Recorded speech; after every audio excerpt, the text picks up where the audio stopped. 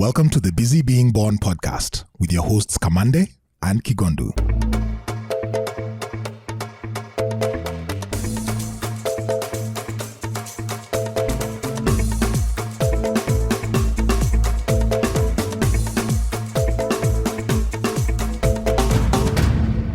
Hey. Bro. Do you know the thing is, every time when you get, man, Nico, bro, I know what he's going to do. Stay but ready. Sawa, Stay ready. Car ready, man. You're consistent. I'm consistent Eh. in everything. That's what's up. Yeah. Karibu sana, how are you doing? I'm good. It's been a minute. Literally, yeah. Yeah. Oh, good. Let's do this. Episode How have you been? 63. Minko fiti. Yeah, fantastic, man. Yeah, man. Yeah, I'm also great and grateful. Hapo Yeah, sawa. man. We're recording this episode close to the end of the year. This is true. So it's been quite a ride. I don't think we've done as many episodes as we'd have wanted this year. Yeah. But again, it's because we were busy doing things and we let this flow very naturally. Yes. And it's all good. And It's all good. honestly, I also feel a sense of peace and calm around that, because at times ukiforce vitu ziukam na maybe like in life attach your resentment there. So I'm glad we just let it flow. Yeah, because I think as many of you who've been listening from back in the day know, this is not in any way supposed to be to create a feeling of, I don't know, unpleasantness. And then maybe I know that's a bit desirous of us, but you know, there's a lot of things happening in our lives on a day-to-day. Exactly. V2 that bring a lot of pressure, bring a lot of unpleasant feelings. Yeah. And we want this to be the more wholesome resting place. The better. Yes. Yeah. Yes. Vile umephrase hiyo niko, the better. It was a full sentence. Yeah. It was complete. Yeah. All good. Let's do this. House full of love. Yeah, indeed. We have a guest. We have a guest. Uliza. Aya, tell me about them. Are they Brilliant. brilliant? Of course they are. I can read your It's mind. been a minute, bro. Yeah. Are they brilliant? They're very, very brilliant. Oh my Sawa. gosh, very brilliant. Yeah. Are they representing the motherland? I think we always say this about every guest, but it's Yeah. because the kinds of guests we bring here are really, really represent. This is not just representing. Yeah. She's fighting for the motherland. She's going hard for fighting it. for it. She's what's the word that they use nowadays? I don't know. She's bringing forth the spirit of the people that we'd normally talk about here, the Wangari Maathais, the Yeah. Nelson Mandelas. She's one of living it. us. She's That's living it every single day. Man. She's representing the motherland. Yeah. Oh gosh. I don't even need to ask this because you've answered it. So is she busy being born? She is an epitome of busy being born. That's what's up. Yeah, man. Tell us who she is. And I'm a bro. huge fan. Yeah. Ladies and gentlemen, our guest today is soft-spoken, yet vibrant, vigilant, and hard, if not impossible to ignore. Like, she's soft-spoken, but really hard to ignore when she speaks. And especially when she is articulately and so fiercely fighting for the justice of the oppressed in our society, and especially where she comes from. We'll hear more about that. She's the co-founder of Mathare Social Justice Center, an activist scholar, and the co-host of the Liberating Minds podcast. So that sounds like, you know, it has some common themes with what we're doing here. She's also the founder of Matigari Kids Book Club, an avenue for children in her community to understand their history and better contextualize their present realities. She was nominated as a Human Rights Defender of the Year, the Human Rights Defender of the Year in 2020. Yeah, that's massive. Nomination as a Human Rights Defender of the Year. You know, people, we celebrate a lot of things, but I feel like there are a lot of other things that are rarely spoken about out there. Feats that I think go to very deserving people and should celebrate them equally, if not more, maybe equally, or maybe there's no need to compare. So she was nominated as the Human Rights Defender of the Year in 2020 for raising awareness about extrajudicial killings by the police. And as an activist, she has been featured in Al Jazeera Generational Change and other reputable publications like The Guardian and The New Humanitarian. She's a qualified researcher, having worked with Duara Foundation in the Netherlands, Hoymans Kenya, Pathways, and MSJC, Mathare Social Justice Center, which she co-founded and leads. She's also worked with NORAD organization, which invited her as a speaker on the International Women's Day, that is in 2023. She's so many things, but she defines herself as a rebel with a cause. Hapo sawa. Ladies and gentlemen, we give you the amazing, the wonderful Wanjira Wanjiru. Wow, I am blushing. Was that me you That were is you. reading about? Yeah. Unaona mazee na lan? Nakucheki buda. Unanicheki? I'm very proud of you. Karibu sana Wanjira. Asante sana. Yeah. I'm very humbled, really. Kamande, asante kuni-invite. I'm happy to be here at Busy Being Born podcast. I'm looking forward to converse with you. That's what's Have a up. great conversation. But clearly from the introduction, you've done podcasting before. I have. Yeah. We could even start there. Yeah. Tell us a bit about your podcast. The Liberating Minds podcast. The Liberating Minds podcast, I do it with my co-host Mwas from Ukombozi Library. It's lovely. We recently did a poetry book by Sungwayo. It's called Abolish Everything. Should go and check it out. That's a dope title. Abolish You should go and everything. check Abolish Everything. Yeah. And I remember asking Sungu, what do you mean abolish everything? It's like, this system is not for us, not designed for us, will never work for us. So we have to really get down to seeing how life becomes when we abolish everything. So it's a podcast where I have conversations with authors and poets like Sungu, but mainly a history podcast, because it's history that influences me. It's history that teaches me. It's history that I refer to. So I'm able to contextualize today and clearly see where we're going. So Liberating Minds podcast is about our history first as the people of Kenya. We've done a review for Mwalimu Maina wa Kenyatta's book, History of Resistance in Kenya. The context in that book you'll not find anywhere else. It's a big book. It talks about Nyanza resistance, every tribe and how they resisted and their heroes, which we don't have in our history books. So I really enjoy reading the stories of what it was like then, because it's not just us Kikuyus that fought for the liberation of our country. I know we had the Kenya Land and Freedom Army, but every other tribe fought from Portuguese times when they invaded in the coast, Mekatilili Wamenza during that time. So Liberating Minds podcast is where we have those conversations, we review and we contextualize and see tuende aje sasa. What do we do to have a better nation, to have a better continent, to have a better world? Yeah. Okay. Do you know what I think? There's a guest or two I could recommend. Yeah. That Let would me be guess. awesome. Let me guess. Ngatia. Yeah. Ngatia. Yeah. You've heard of Too Early for Birds? This guy called Abu Bana. This guy, guy. Bana. Yeah, have this guy on the pod. Yo, Abu Maze. Yeah, you should get the guy. I think I should also get you on the... No. Tulikuwa naongea juu ya the people you could get over there. Check them out. But anyway. Oh, good. No, sounds like nilikuwa nadhani tumeanza light, but niko, deep end already. Okay, Yeah. sawa. That's what's up. Wanjira is like that. Where did this all come from? What's not even the stem, the root of all this? I think it came from where I was born in. I was born in Madar Slum, which is the second biggest slum in the country, which is the epitome of what life should not be like, what children should not go through, what women should not experience, what housing should not be, lack of toilets, police brutality, poverty, hunger. It's a lot.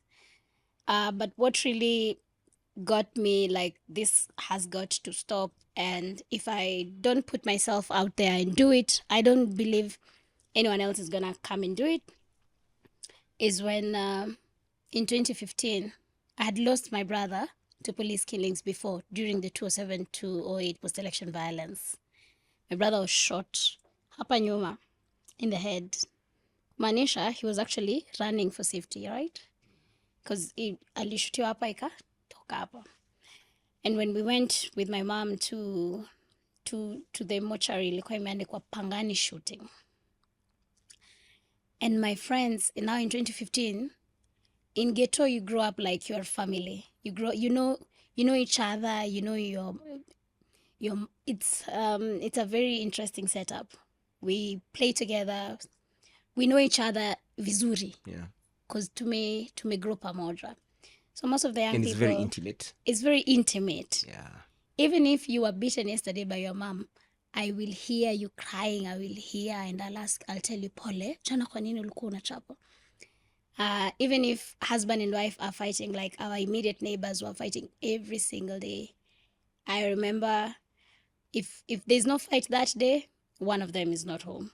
Like we know each other that much. So most of my friends were really killed by police in that 2015 year, which is about the same time we were starting MSJC. And we were saying we have to stop how the media reports and represents extrajudicial killings in Mathare, because it makes it very easy to normalize and continue killing these poor young men. So we said we are going to put a name to it. We are going to say who this person was, because we know them. The media will say 6 thugs shot by police in Mathare.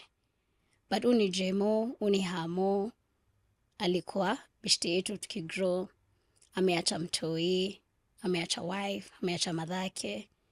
So we started changing how extrajudicial killings are done, and actually published a report called Who is Next Report on our website.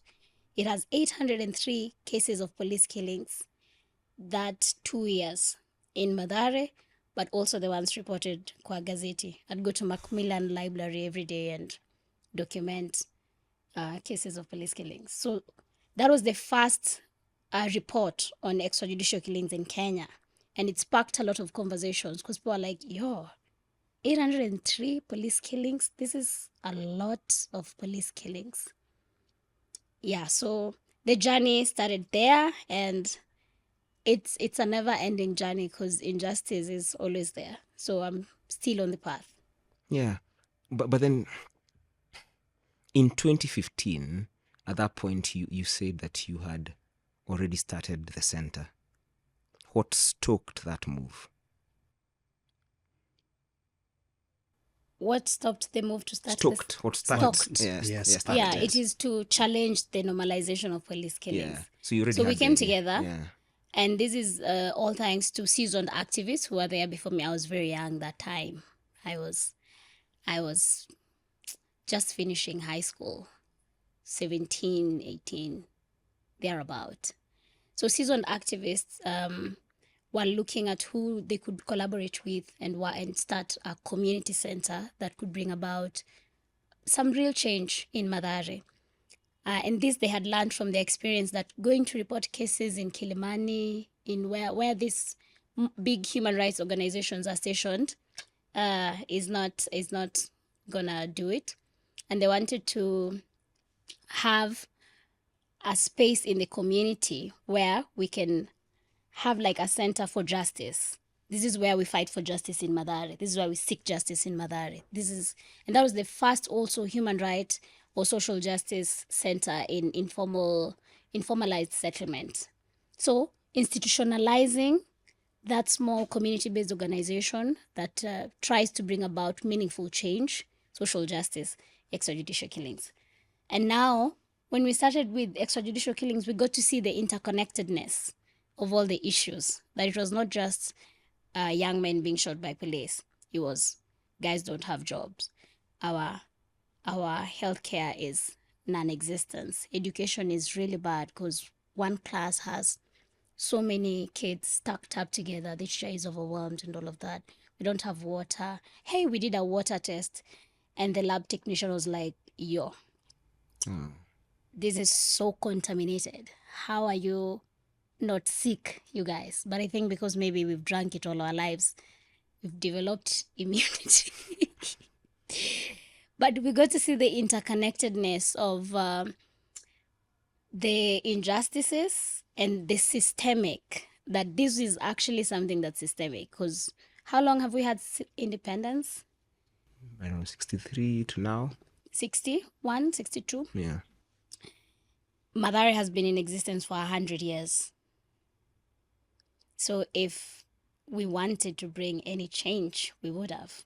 And it wasn't actually like this. In earlier days, Madare was clean. You've been to Madare. Yeah. You saw Madare River. People used to fetch water and drink in Madare. People used to fish in Madare. Madare River was clean. And there were stations where the city county would come and collect garbage from Madare. There was some order. There was a care from the government. And today, it's you are on your own. Yeah. Yeah, we've been, yeah. I like the title of that poetry book, the Abolish Everything one. Sungoyo. Yeah. Yeah. And the thing about abolishing is recognizing the system is not working. What if we put that question upside down? What if the system was actually made to work that way? You are absolutely right. And that is what we said. Yeah. The system is functioning perfectly. As it should, right? Yes. Yeah. It's exactly. That's interesting that you bring it up, because we had that conversation at Liberating Minds podcast, and Songo said, actually, because it was not designed for us, it came ilikuja na ika instiliwa na guns na nini. It wasn't something that we also just accepted lying down. We didn't willingly give up our land. We didn't willingly give up our culture or our language or our religion, our gods. It had to be, it was brutalized in us. And the end result of that is today we're poor, our minerals are stolen, our land is, we are in some neo-colonial system. We see our presidents puppeteering across the continent. It's the realization that the liberation struggle, not just for the Kenyan people, but for the rest of the African continent, is incomplete. There's not one liberated country in Africa. All of them are under pangs of neocolonialism, which is what Nkrumah said when he said sister state will become pounds of imperialism if they do not join and actually have a United States of Africa where we agree this is how we use our land, this is our currency, this is how we treat our children, our women, our men, this is our culture, this is our music, this is our... Yeah, so The system is working as designed. As designed, Yes. right? Yeah. I cannot even begin to imagine your experience growing up in Mathare. But one of the things that's very clear is that to get to the point where you can think like this and go back where you came from and care deeply, and not just care deeply, but intentionally and intellectually so do things to change the system, you're sort of an outlier, right? In so many ways, you are an outlier. And it's a blessing to everyone, not just in Mathare, but this country and Africa as a continent. So what's your path to that place? Because we have so many people who came up through the same system, through the same society, the same community, and they're not where you are. Then they're not going back to fight for their community. And it's mostly because they've not left, right? They've not left where they are because the system did its thing, right?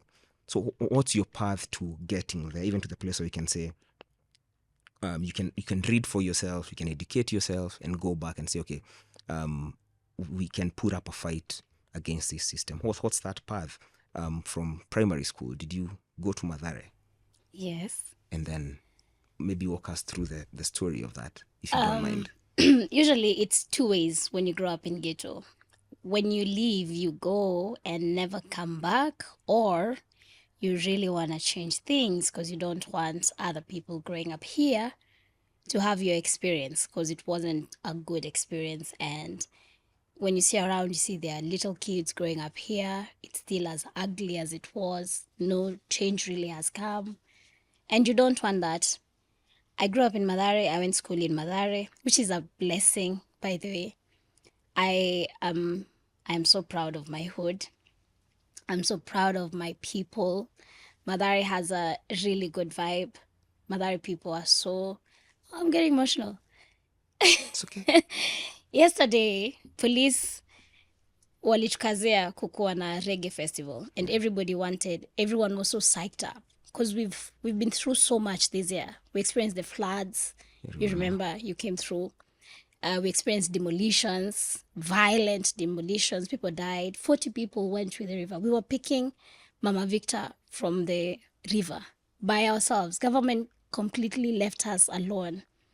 People don't have gloves, don't have gumboots, don't have expertise to dive, but we went in there and retrieving bodies from the river, from the floods. And then the protest came, the Gen Z protest, we saw what happened. So this reggae festival was some sort of distressing, was some sort of, we still keeping together, we're gonna be all right. You know, it was reggae for healing. It was the Madara River Reggae Festival. And police denied us that and said, we don't have a gathering permit, which is some draconian law that ended with Moi era. We have a new constitution that allows us to peaceably assemble. So you know what guys did? People from everywhere had come for the reggae festival. Police occupied the stage. So we left them alone and we went to the recently launched Wangari Maathai Memorial Park. And we decided they're not going to kill our vibe. We are going to have an organic river festival here. And the artists started vibing with the crowd, the poets, the nini. And we were so mad. And then it was all smiles again. And we went to where Papa Charlie, which is a big reggae figure in Mathare, and actually all the other informal settlements, was performing. We went to where Papa Charlie was at Blue Heart and had such a comradely, brotherly community time. It was beautiful. And I just love that we are able to be family and community. We are able to, I can't explain it. Siezi explain. It feels so much like home. It feels so much like it's love. There's genuine love. I think that's it. Oh, yeah? Yeah. Two things come to mind. Number one, reggae. Yeah. And the ghetto culture. Yeah. And number two, tutarudi tu story ya schooling and everything. So. Yeah. But let's talk about reggae. Reggae, najua maybe pia ni one of the connecting points with Kamande. This is a huge reggae lover. Oh, yeah? Yeah. Oh, you actually didn't know? I didn't know. Hata angeanza hapo, unajua tulimit kwa concert ya nini. But reggae. anyway, yeah.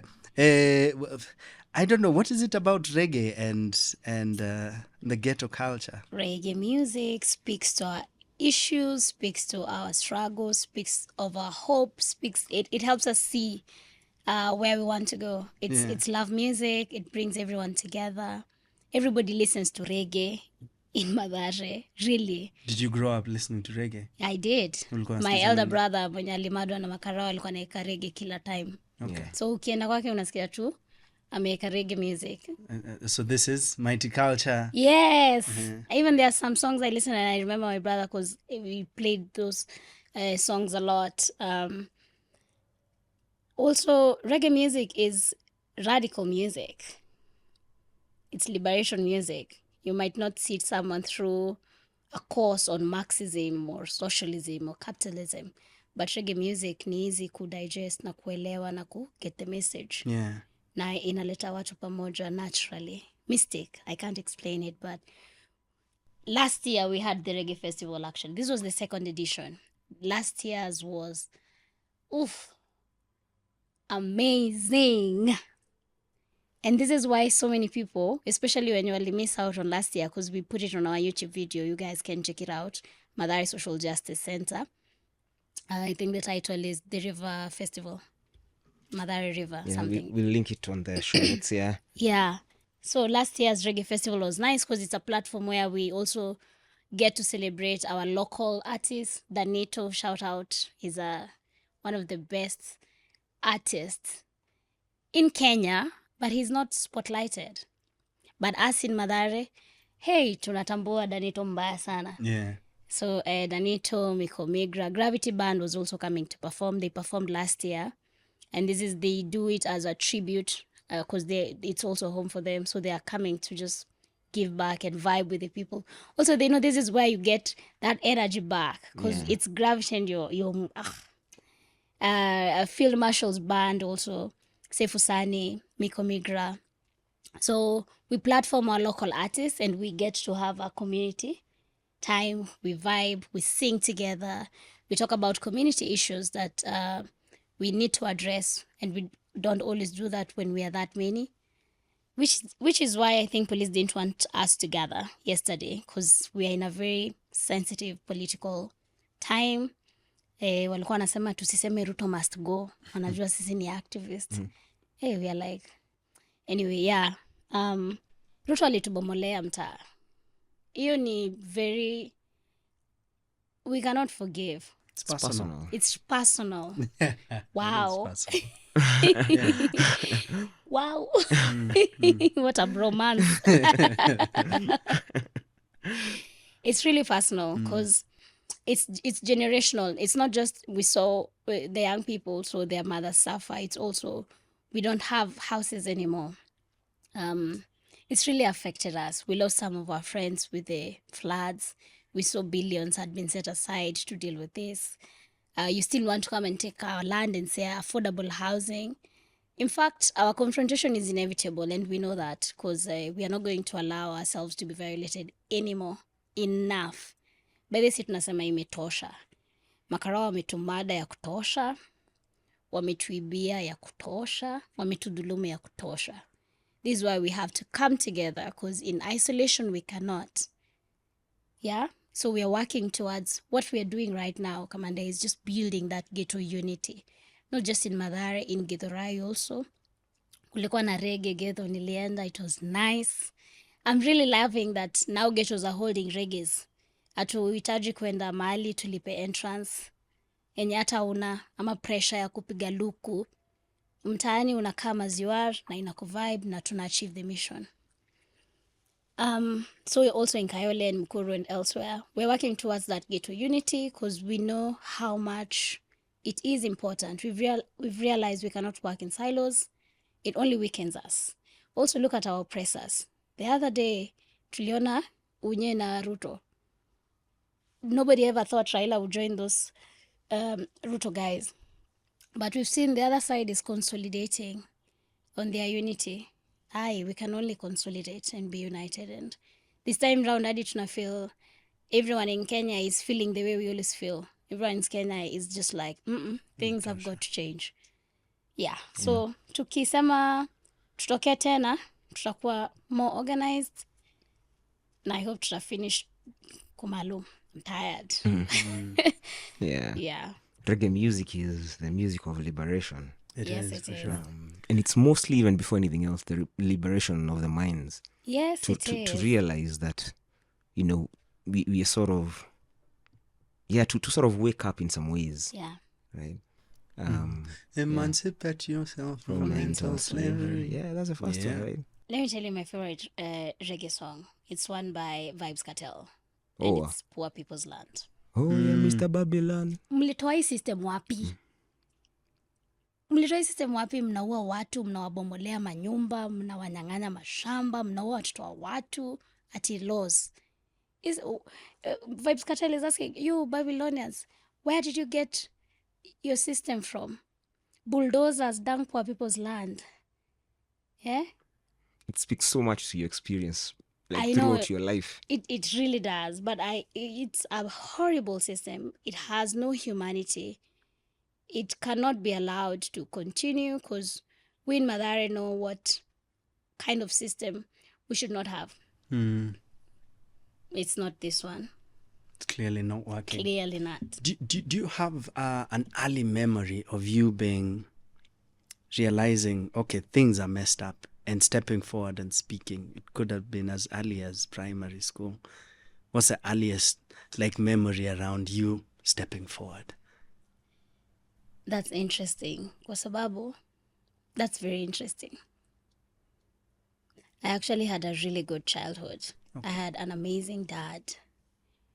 I think, may his soul rest in peace, I had a really good father, and I send him gratitude for being the best dad I could ever have. My dad was good, and my mom too, but my dad, hey. So my childhood was all right. There was all of that happening, but it felt like my dad created this shield around me that I can see, but I'm safe. And my mom ensured that I got the best education Madari had to offer at the time. So there was this Missions of Hope International. There was this school. There was this, it was actually Madari Family Hope Center. Interesting. Madari Family Hope Center, Madari Social Justice Center. So Madari Family Hope Center was taking kids from the poorest of the poor into their care. We were very poor. So I qualified to be taken in, but also it was because of a composition I had written that was really nice. Thanks to Saturday and Sunday magazine. My mom had a kiosk, and every time I'd go to the shop, I'd read those gazetes to pass time because I don't have a phone. I'm just there waiting for customer akuje, so nasoma Sunday magazine, ma stories za Kaunda, za Lizzie's World, za nini. So in that school, everybody had a sponsor, a white sponsor, that we would write letters to and send pictures. Wanaweka kwa fridge yao picha zetu, pray of us. And then they decided that it was very unsafe for us to live there in Mathare and school there. And they bought a piece of land in Kamulu, somewhere Joska, and built a boarding school. So we were taken to that boarding school. And we had amazing teachers.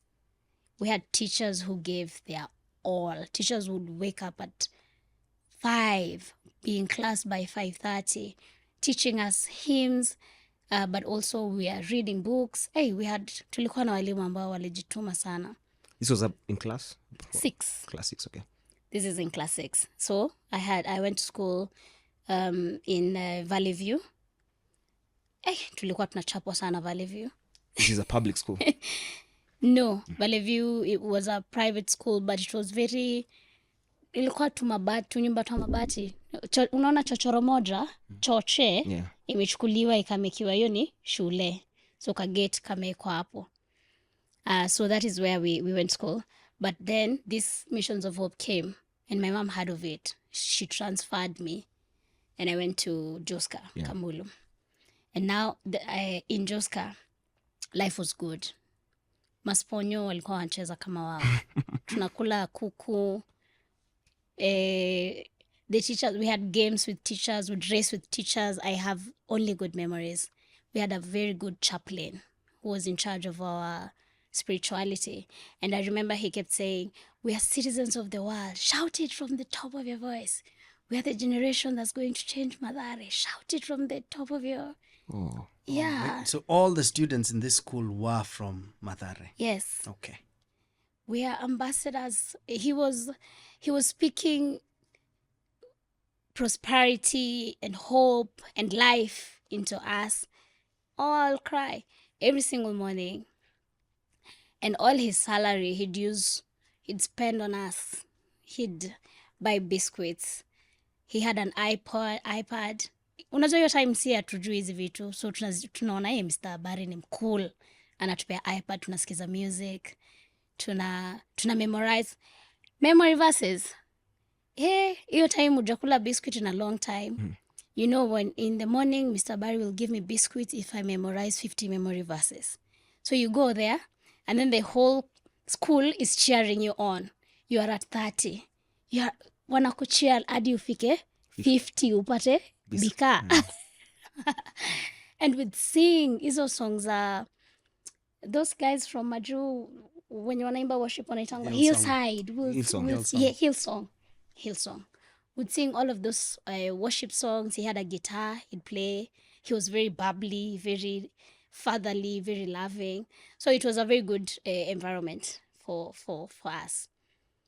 Nikamaliza nikaenda Shout out to Mr. Barry. Shout out to Mr. Barry. Shout out to Mr. Amadi. Shout out to Mr. Nisia.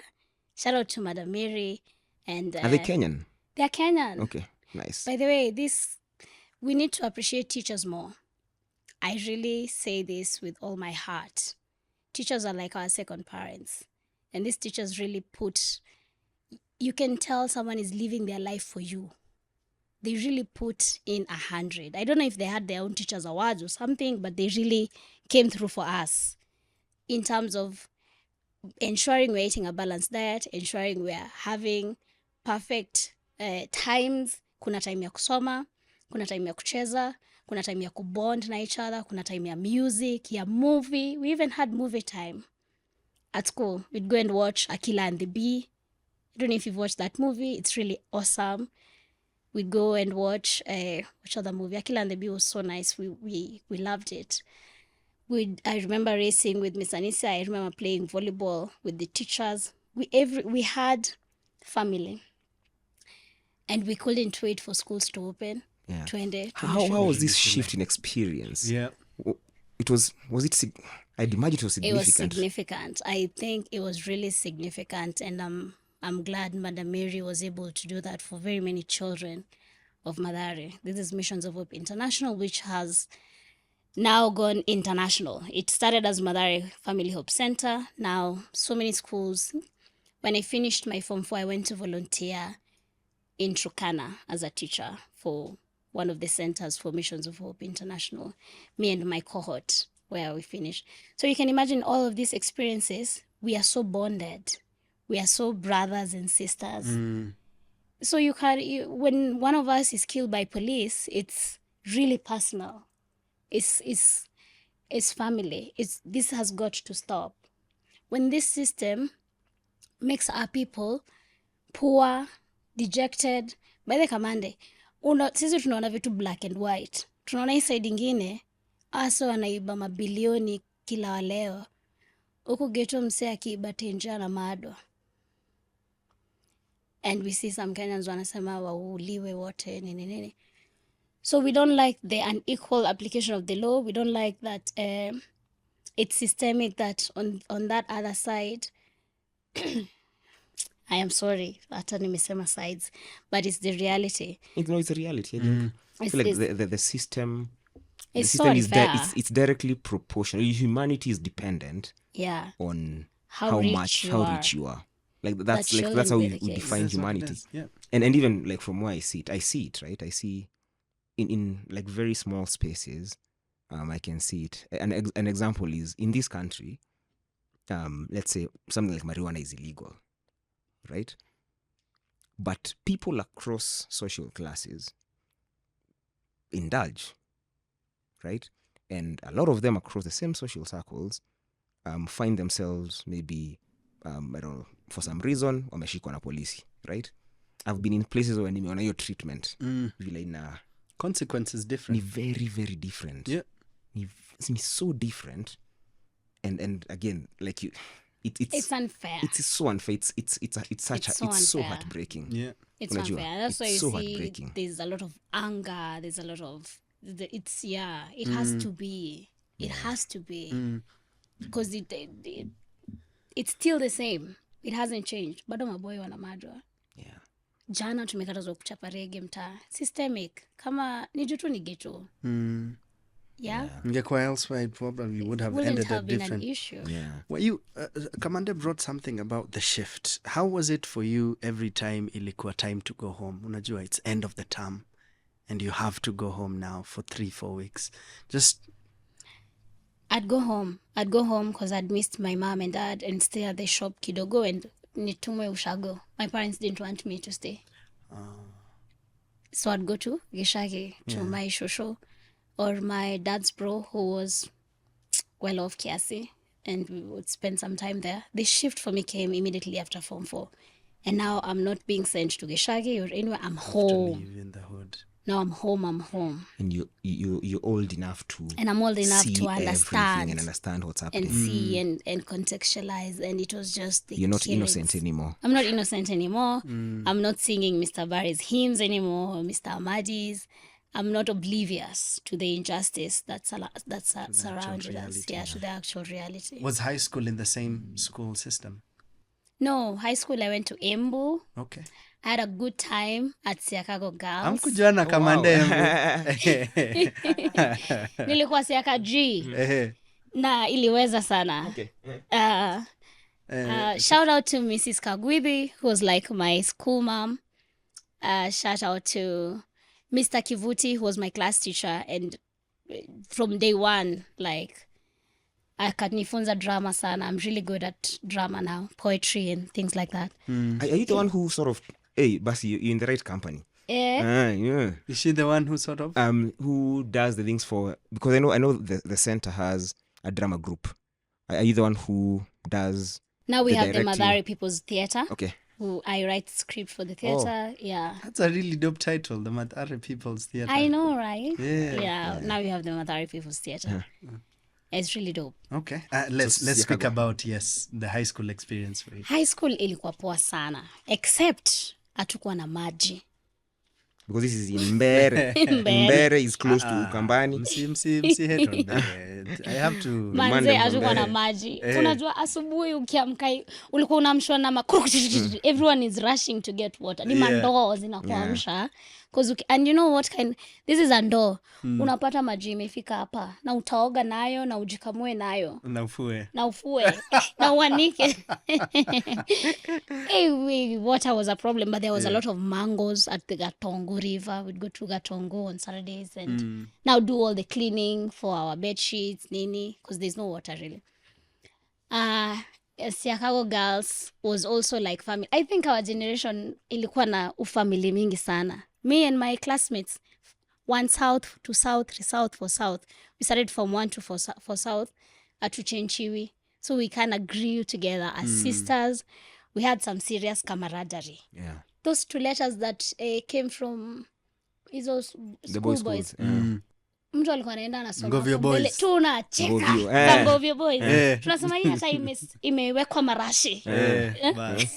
Hiyo ni sisi. Nini sasa? Ilikuwa Ngovio. Oh wow.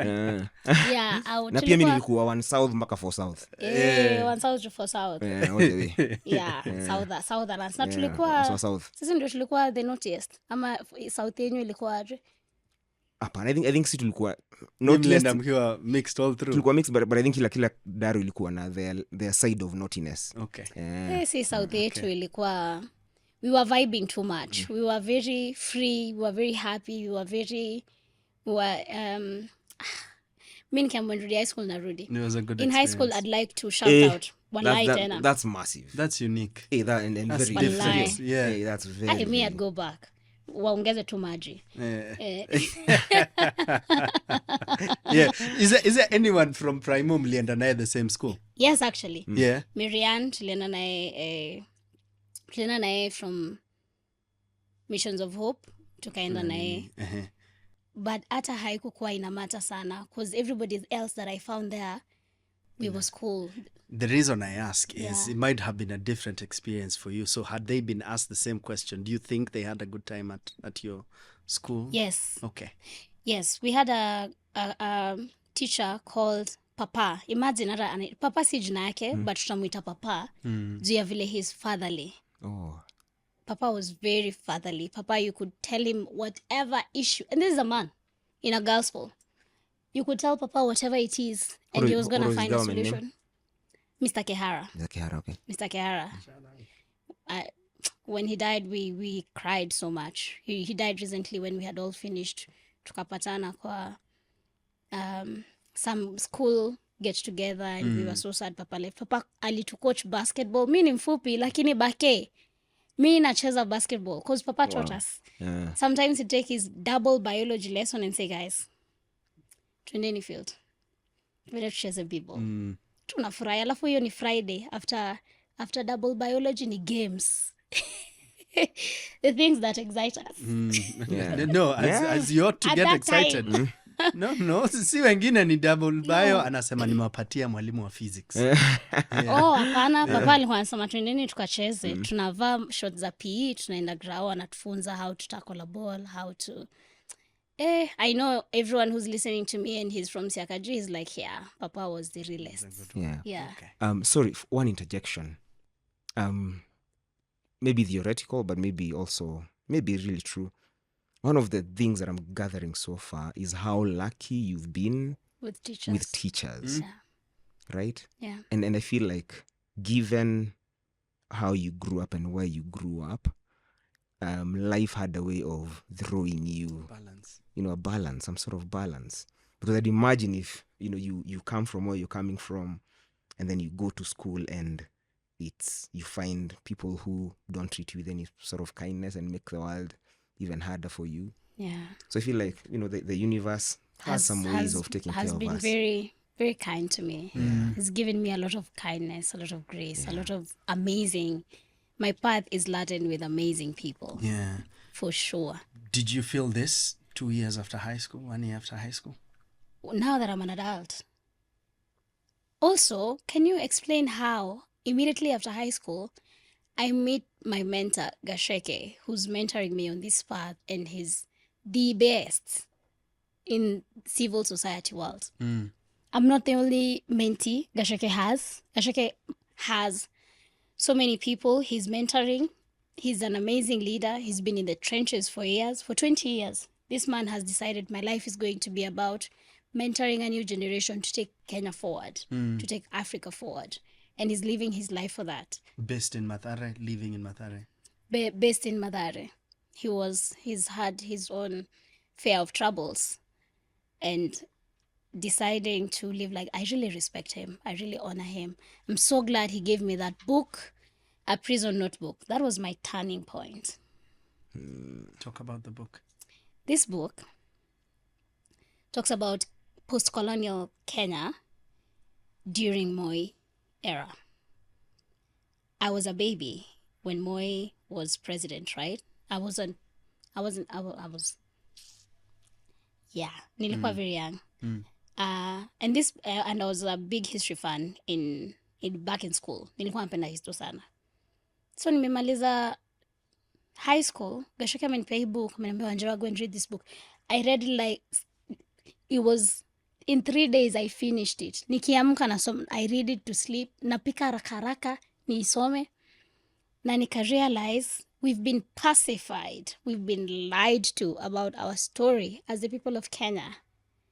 What I was reading in Maina wa Kenyatta's book was our story unfiltered. Everything you need to know about your story as a Kenyan person. I learned about how cruel Moi was. Now this is my innocence being taken away, kabisa. I learned about the Nyayo Chambers. I learned about you can't think, it's treasonous to think freedom or liberation or Moi must go or something like that.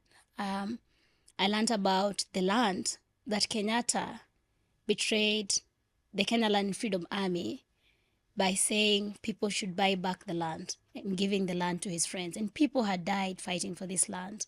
And we've never addressed the land question, which is inevitable. Ni lazima inchi tuko na conversation ya shamba. For sure. It cannot be... You know, Kamande, I visited Karari Njama earlier this year.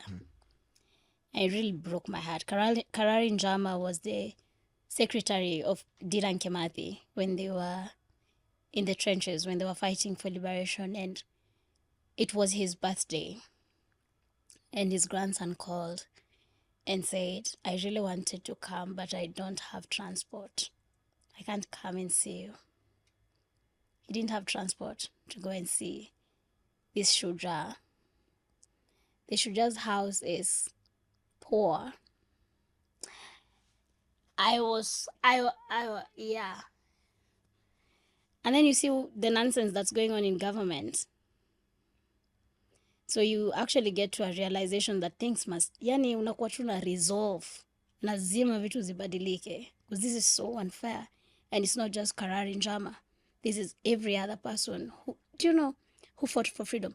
In Mathare, our shoshos wanasema hatuwezi nyang'anywa shamba na wakoloni na Ruto tena akuje kutunyang'anya shamba. For those who don't know, Mathare was the headquarters of Mau Mau in Nairobi.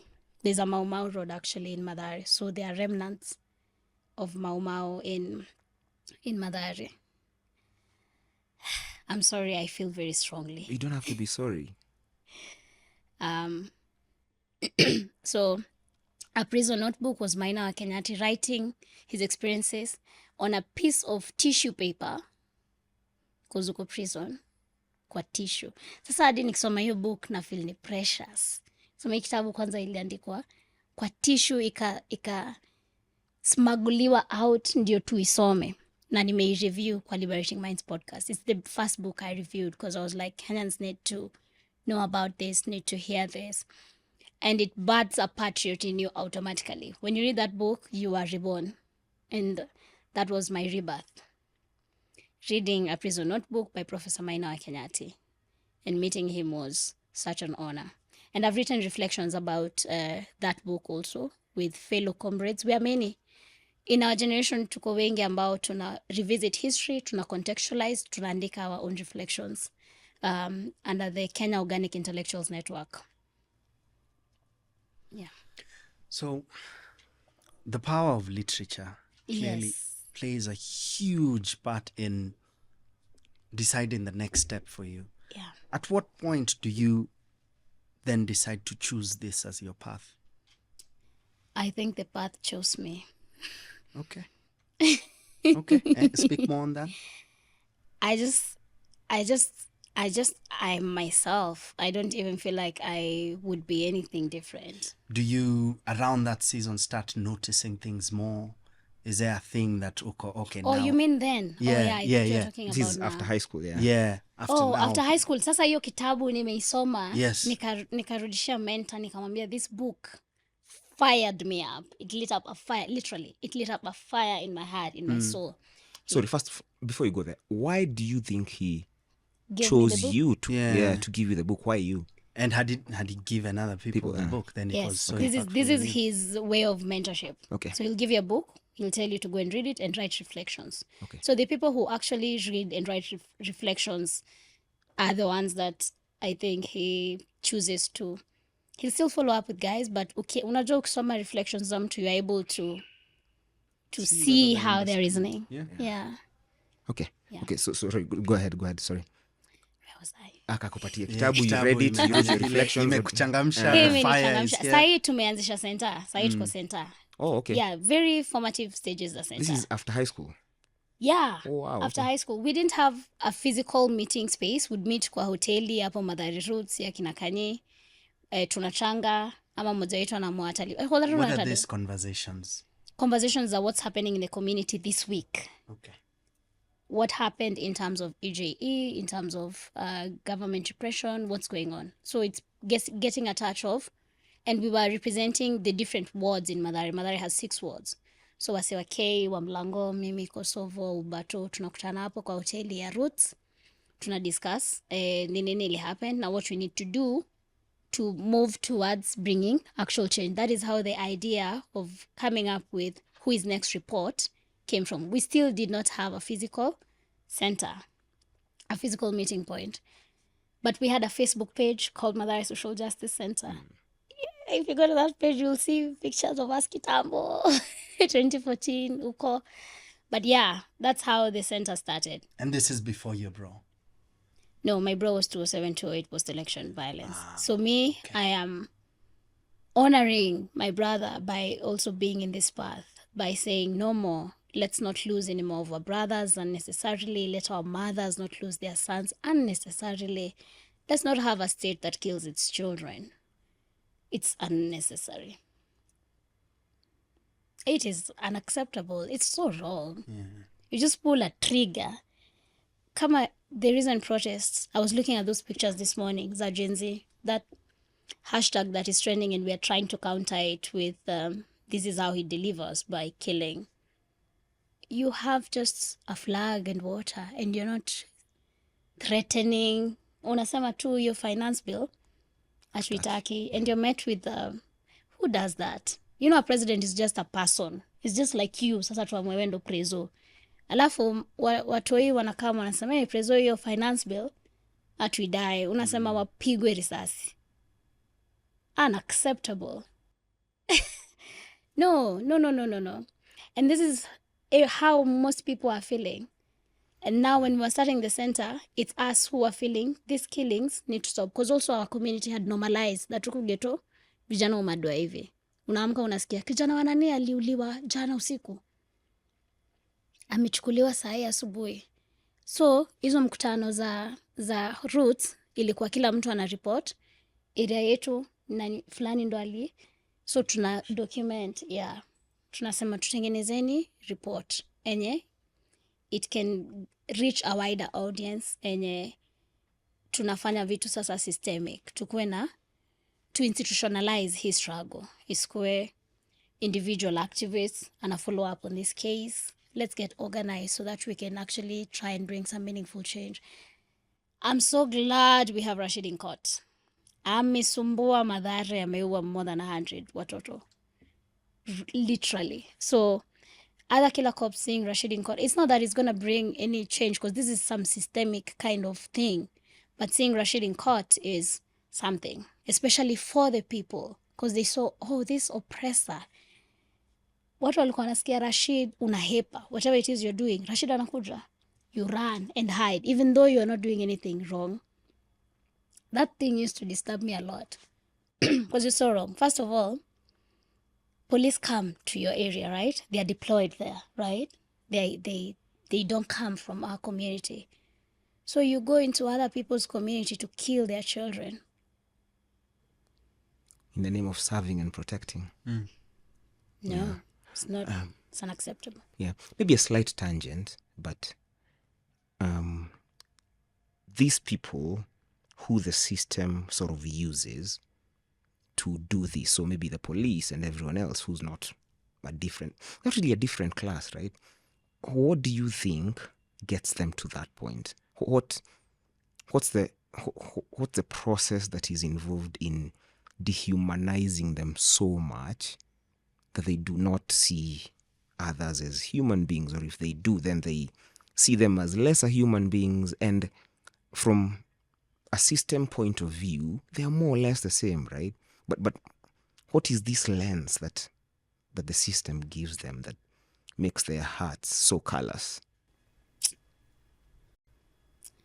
I really wish I'd have a good answer to that, but I actually do not. I think the system,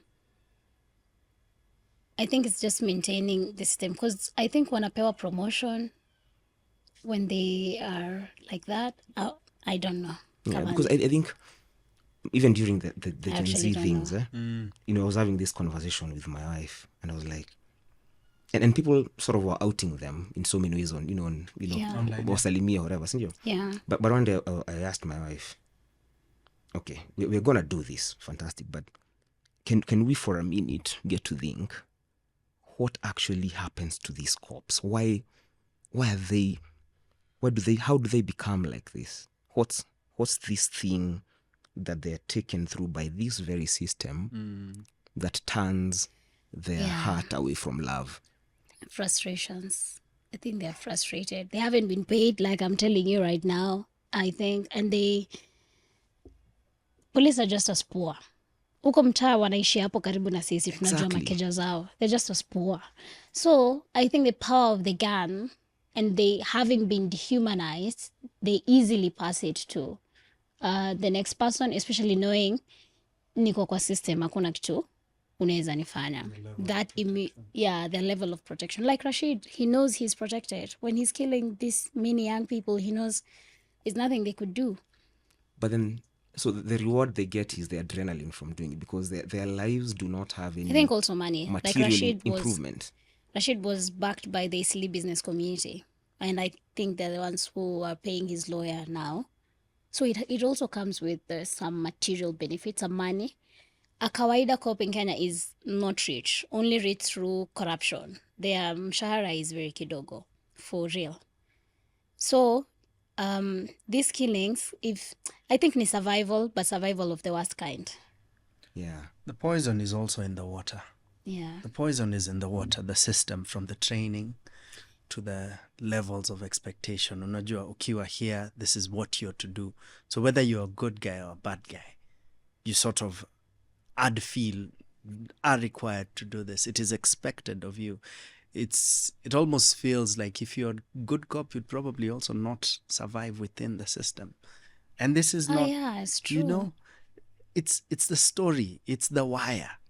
The Unajua, Wire. It's all these movies we've seen and tunazichukulia ni huko nje, but it's the poison in the water. Actually, Yeah. I got the good answer I was looking for. It's the neocolonial system cannot function without such a police. So for the neocolonial system to be, police have got to be like that. They are paid to be like that. And if you remember, the role of police in the colonial era was to suppress the natives. And who are the natives? We are the natives. We continue to be the natives. So they're still playing that role in this now neocolonial state. Yeah. So the system is still working as it ought, as it was written to. Yes. Yes, but you're right. There is a lot of question marks around the space for love within the... Yeah. And just being a decent human being. I was also thinking, just along, so the conversation with my wife around this period was like, I thought of this cop. I happen to have an uncle who's a cop. I thought about this cop and sort of tried to sort of change that story and just work with me and see them as a human being, right? Because like you said, there's something that happens to them, right? And at this point when they're doing all these callous things, what's the pressure that they're feeling, or what's this feeling they're going through as a human being? To the point that you get satisfaction, if at all they do, which I'm not convinced they do, from taking out an innocent human being, right? It must be so painful for them as human beings. It must be so painful for them as a human being, but they can't help themselves because that's what the system has done to them, right? And so in any case, it seems like at the end of their lives as well, or maybe there's a point when, I don't know, maybe the poison wears out, right? If they ever come to that point of reflection, then I feel like it's misery. Yo, bro. It's misery. And at this point, I really don't know what, as a human being, because I've seen, like, for instance, my relative, I've seen the pain there. Like, you see them, threatening people and doing all these kinds of things. But then you just peel away that mask. There's so much suffering they're going through. Because it's a human experience, right? Whichever side you're on, the human experience. And they're victims of the same system. Yeah. Exactly. And I don't know how we'll ever. You remember the high school experiences we've spoken of? Definitely not yours. Not yours.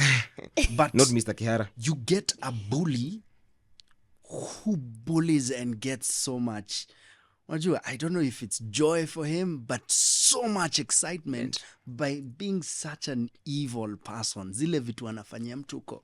You do realize tuko high school. Unajua the things you're doing to everyone else, and they're feared. Si tulikuwa tunasikia the big five wameingia area, mnatoka mbio. Unaona we uko form 1, unaona form 4 unajikojolea cause uko this human being can do anything to me. You remember the prefects in high school? Sorry, guys. Prefect atakuchapa. Aya. Mnabaki uko just bleeding uko don't. And I feel it's almost the same. It's those, we used to call them cops.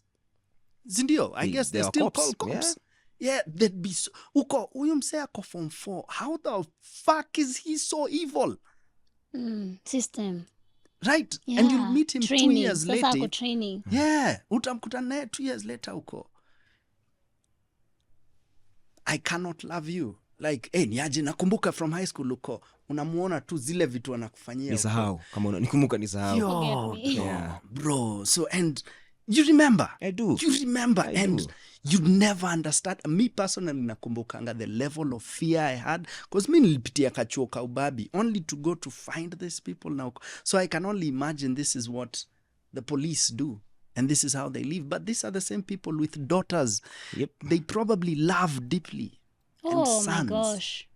They'd be willing to do anything to protect. Yet they're out here. Killing. Yeah. Anyway.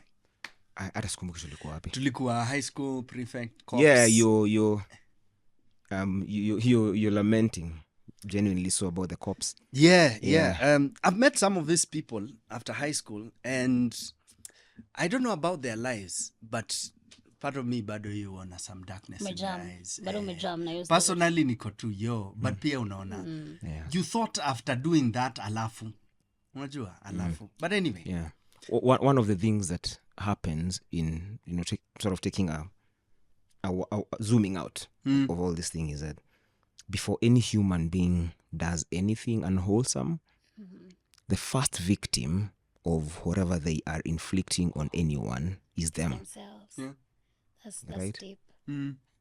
So unfortunately tunajoke about mbu and I won't make fun of Abu, but even whatever you do out of fear, out of anger, out of bitterness, the first victim of that emotion or that volition, if I may call it that, is yourself. It's the self. Right? It's the self, and obviously there's a size of this volition, or right? So if you're going to kill someone, you cannot do that while you're peaceful. If you've not died. No, if you're killing someone, you're not at peace in the first place. Like there's no one who will be at peace. You've killed your peace, first of all. Exactly. The first thing that you have to do is be unhappy. Because a happy person does not do that. A person at peace does not do that. Yeah. Do you have actual cops who grew up in the hood yet still turned dark? No. You know how the system is? Yeah. You have to go for training, Kiganjo. They recruit your teeth, that thing. So we don't have cops who are posted in Mathare, who are from Mathare. In fact, when we were talking about alternative justice system, this is what we were proposing. That that police stations should be manned by people from that area because they know the people way better. They would better handle conflicts. We would trust them more with whatever issues we have than some people from wherever who are coming to oppress and kill us with guns. So in our alternative justice system, we had proposed to have community policing and even our own sort of community juries. Because look at the court system. It's not working. It's overwhelmed. It takes forever to have a case settled, years. So how about we localize the justice system in a way that makes sense to that community? Talk a bit more about that proposal. What was that about? No, it was some civil society discussion with the sorry, I need to pull it. I need to pull it. I think we were having this conversation with Katiba Institute, Alternative Global Justice Network, who are now stationed in court, actually, in Makadara Law Courts, which really helps us as MSJC, because whatever cases we have, we take them through the Global Justice Network, and they're dismissed because of lack of evidence or lack of enough. Now, this is why we are not friends with police in our locality, because we follow the law to the letter, and most of these stations are extortion dens. So you'll find a young man has been arrested for something very petty or nothing at all, just being a young man. And this is not an exaggeration. Umekuwa tu base una chill. Mavijana base wakiuchill wakiona makarao wanahepa, jujui hata kama kushike bure. So wakienda, tunapata sometimes umewekwa ndani more than 24 hours, which is a violation. We demand that they are taken to court and the cases are dismissed. So why wanawekwa ndani is call your relatives, call whoever. For you to get out of here, you need 5,000, 10,000. So they will even give you the phone. They'll buy for you credit. You fundraise for your freedom. This is not legal. This is, so now having that collabo with the Global Justice Network and having our in-house lawyer, Warenga Wahome, shout out. She's great. We are so happy to have Warenga at the center take up the and set up the legal empowerment network that's going to serve the whole of Mathare and hopefully Islando, because issues za Mathare ndo ziko Dando, ndo ziko Kibich, ndo ziko Gedho, ndo ziko Mukuru. So to get to that understanding, because the social justice movement has enabled us to connect with each other from these different hoods. Now, the Mathare Social Justice Center was the first. And then we had Kayole Community Justice Center, Dandora Community Justice Center, Githurai Social Justice Center, Kibera Justice Center, Mukuru Justice Center. And we always have meetings of this Justice Center. So when we meet, we talk about mtaa yenyu iko aje. Vile mtaa yenyu iko, ndio exactly mtaa yetu iko. Ndio exactly mtaa yenyu iko. Including something as non-political as the environment. Our environments are dirty. So who's going to do anything about it? We are, because the government is not going to do anything about it. And this is why we are pushing for Ghetto Unity, so we can collectively bring that much needed change, because we understand it's not enough to have change in Mathare alone or in Dando alone, because oppression is everywhere. We feel the oppression of the people of Palestine, even if we're down here in Mathare. Like, it's enormous that children and women are being bombed in their houses. So, yeah. Okay. Let's go back to the chronology, my favorite album. Chronology of Wanjira story. So, you start MSJC, and then you have initially started as a place of convening, right? For the roots, right? How do we go from there? And at what point do you sort of expand it to the place it is right now? Because I've come there and it's phenomenal, and it's like, yeah, the whole ghetto knows about MSJC. Center. Yeah. What's the path from there? The path from there is we actually went to Katiba Institute and asked that they host our center, and they weren't able to do that. So we set it up here in Mathare. We were being hosted by other organizations, being given meeting space by other organizations in the community, because now we could no longer continue meeting in the hotel. We are now discussing vitu zingine zenye zinahitaji ya to discuss kwa ka local ka hoteli tukikula.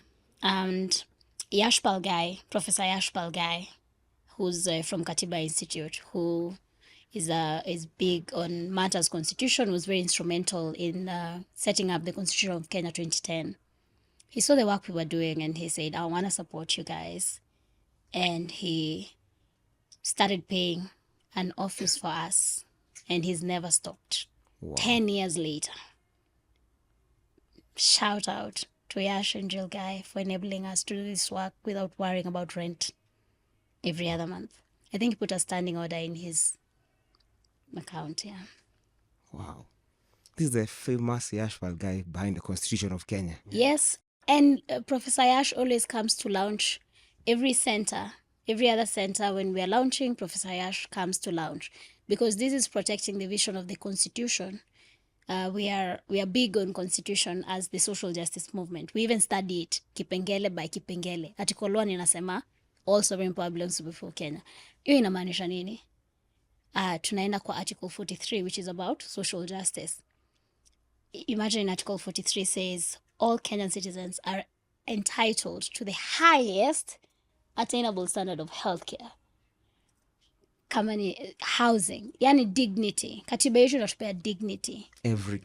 Every single Kenyan, whether you're in Turkana, whether you're in Kibera, you're entitled to the highest attainable standard of healthcare, which is not a pipe dream, given the billions that go to waste and corruption in this country. It's not unrealistic.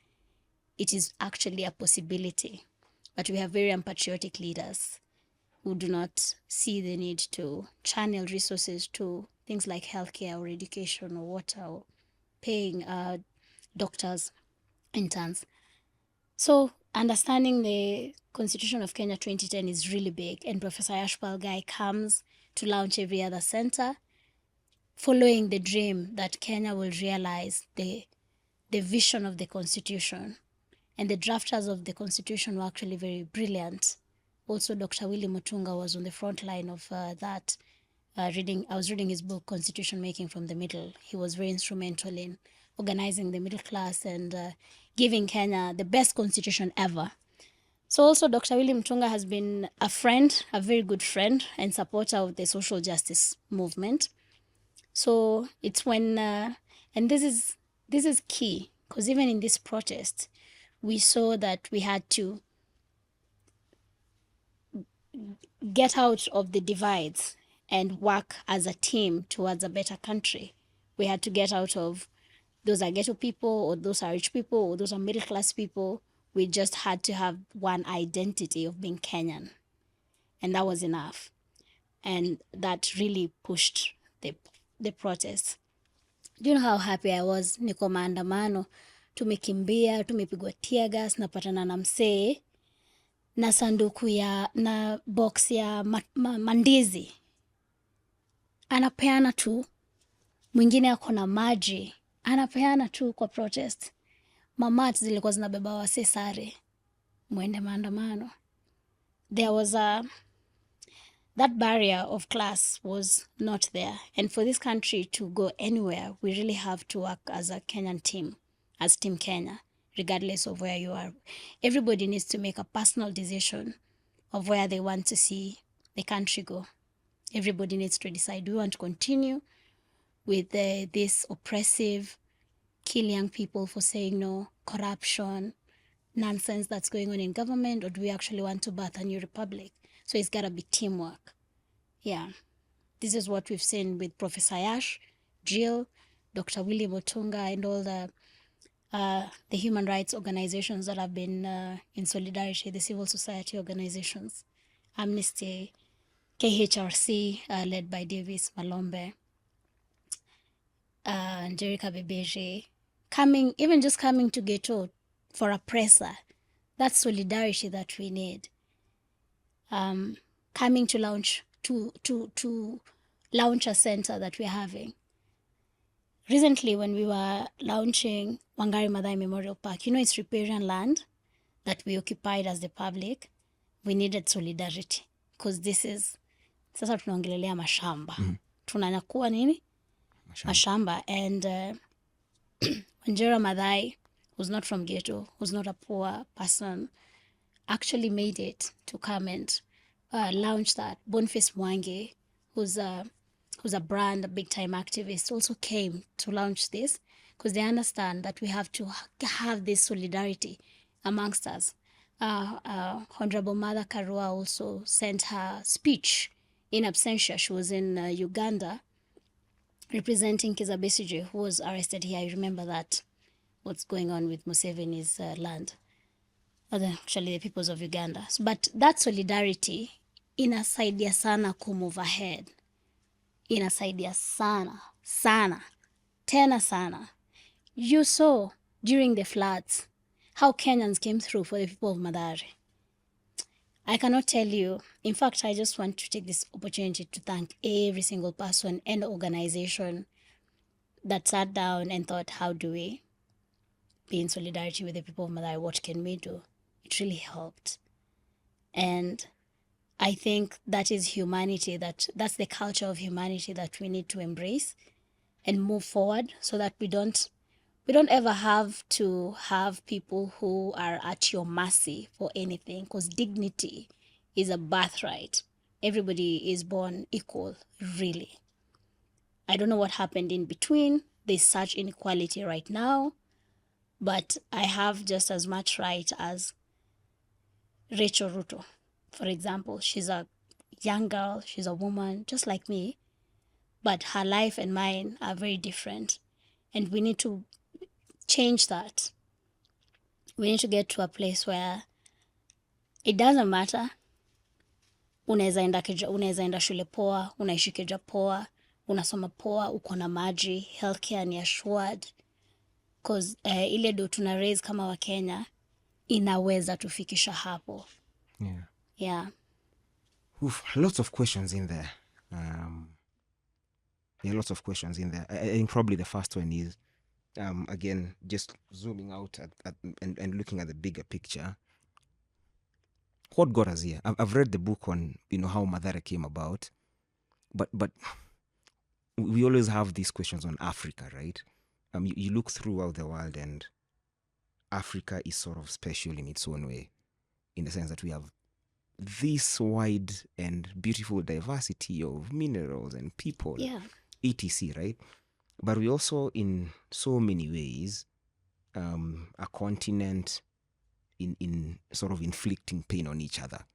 A continent that, by whatever metrics you might look at, languishing, right? Yeah. How from your reading and from your perspective, how did we get here? Is it just colonialism, or feel free to go anywhere from there. I think our biggest enemies are, and this is the Bretton Woods institutions, the Bretton Woods, because they forced the continent to accept the structural adjustment programs for us to get any loans. You remember when we got independence, we're a new country, we don't have much, and then Bretton Woods come and say, we got this money, but these are our conditionalities. You have to open up your markets for multinationals. There was a Kenya company called Softa. Ulikunywa Softa? Na Softa, Babito. Na Babito. Yeah, hizo kampuni zilidedi one time vile Coca-Cola ilikam, and it was employing Kenyans. So we were not allowed to thrive right from independence. We were nipped in the bud. We were gonna be those people.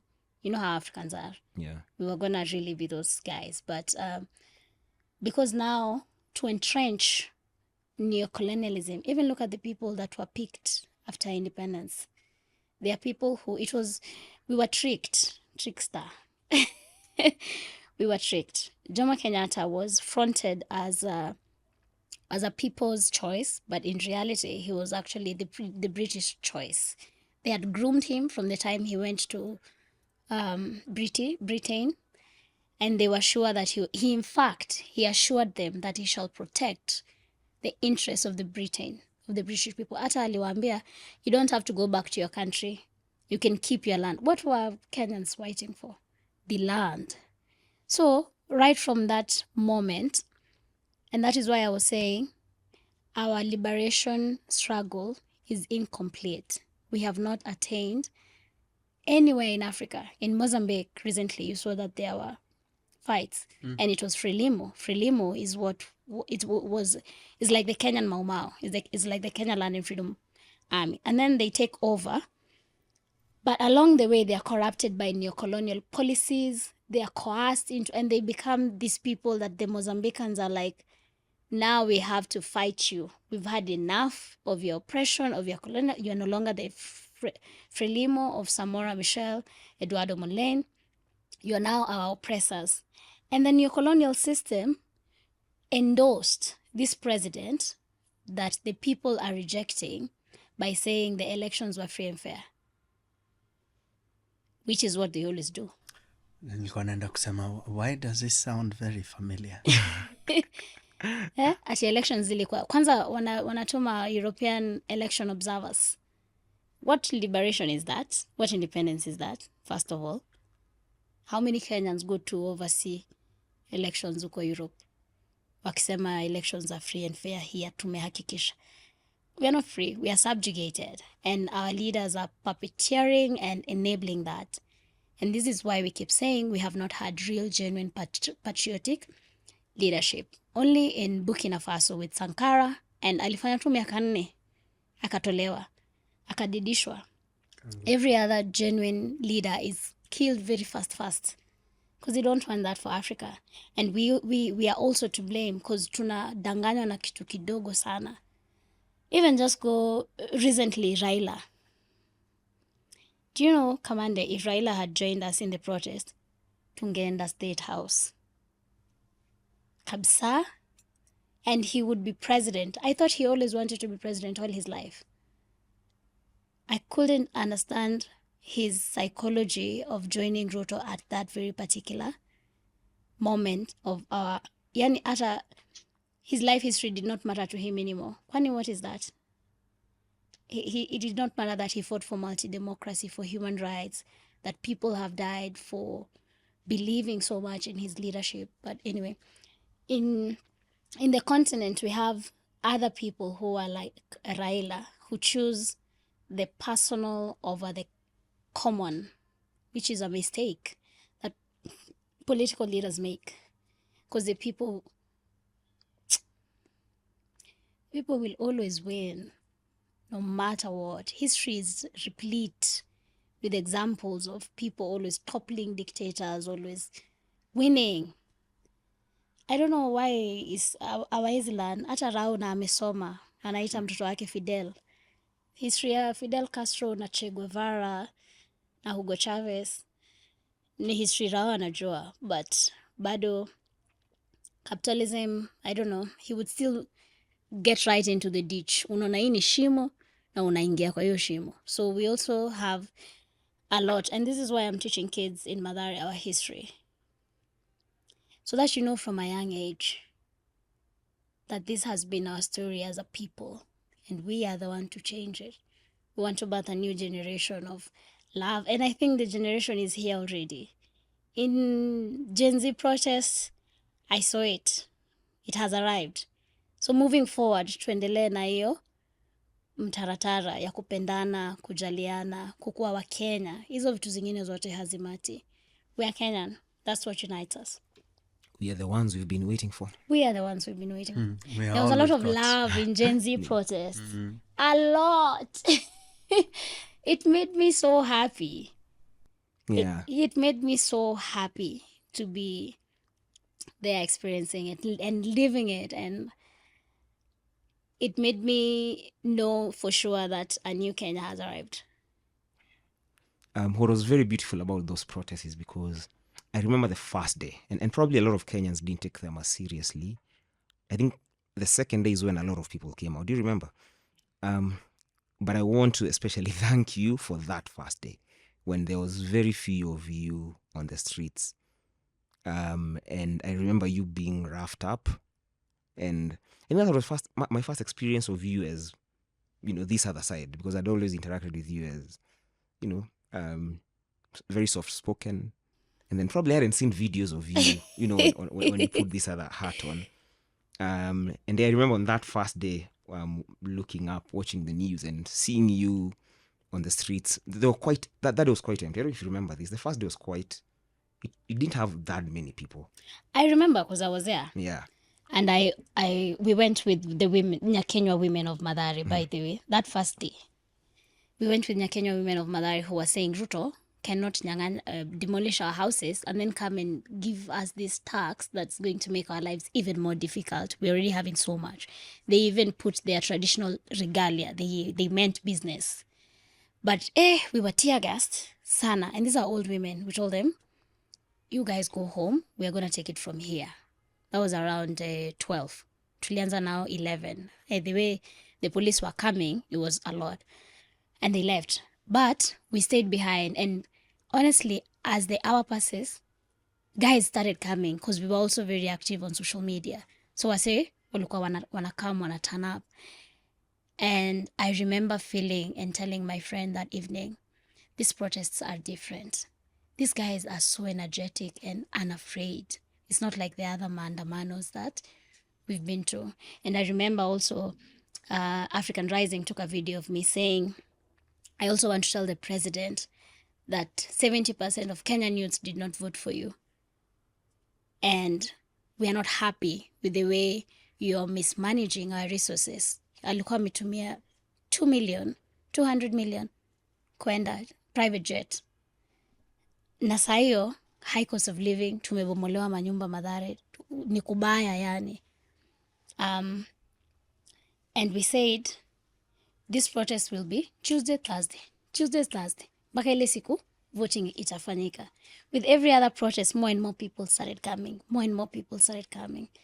And 25th was the culmination. Yeah. Thank you. I especially want to thank you for your courage. There's a statement that I'd sort of associate with you. If we lose our fear, they lose their power. Have you lost your fear? Actually, you have lost your fear. Sorry. When did you lose your fear, if you ever had fear? I lost my fear when I was documenting cases of extrajudicial killings in my community. I was a human rights monitor, so I'd go visiting the women who had lost their sons. And, oh gosh, being there with them, in their most painful moments, and this is not one woman or two women or three women, I was just like, I've had enough of this. It has got to stop. That's why when I was protesting in 2020, that's actually a video from 2020. And the police arrested me. I was just like, no way. You cannot be killing us in the community. When we come to say stop killing us, you are arresting us. No. We hatutakubali. But I felt like I carried also my own brother's pain. Because my mom really loved her firstborn son. My brother was loved a lot, and he was a great footballer. But all these other young men we had lost, all these other women felt, my own government has killed my child. Si ati alienda war, akauliwa. My own government has killed my child. Do you know what that does to a community? Children grow up without fathers. Women are left to raise babies on their own. This has social repercussions. So I saw how extrajudicial killings affected our community as a whole. How young men were forced to marry early and impregnate their girlfriends just in case ni madwe, nimewacha mbegu. Just like my brother. My brother was 19 years old when he was killed. And the girlfriend was 8 months pregnant.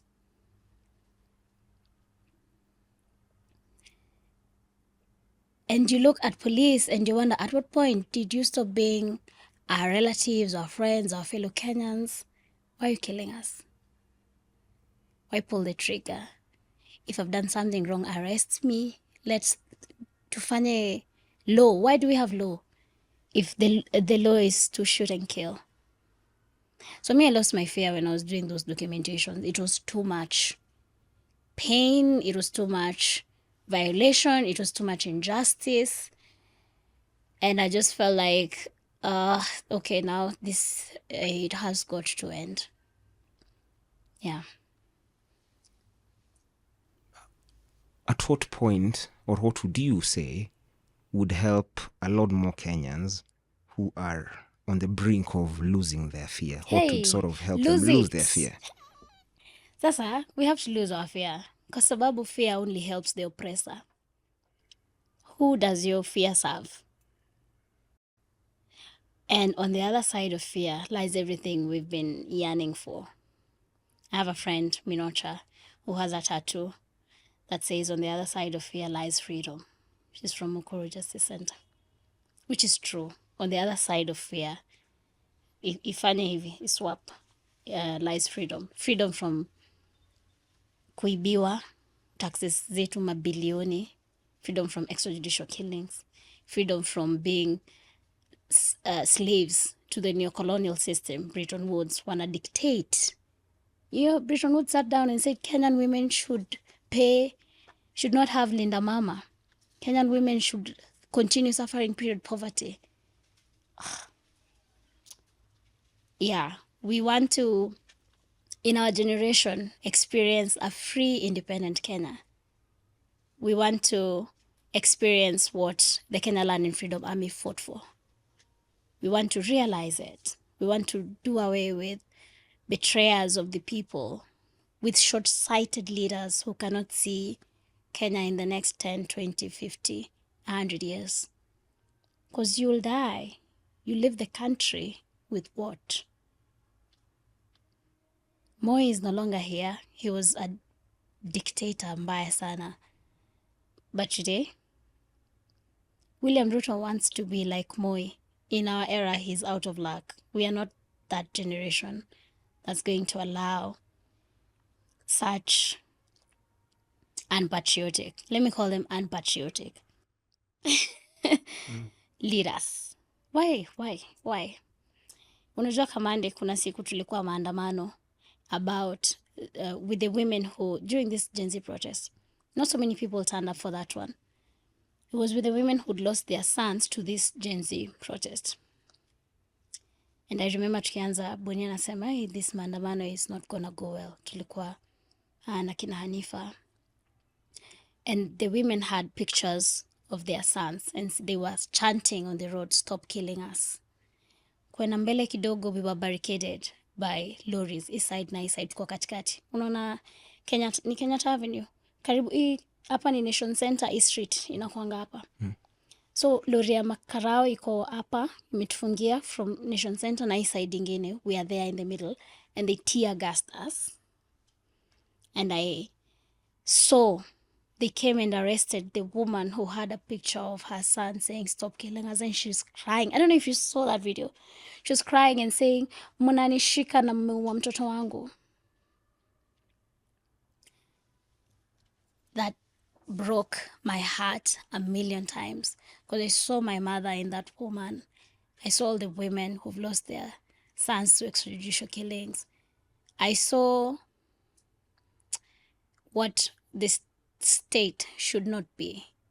And I felt that no Kenyan woman should have to go through this.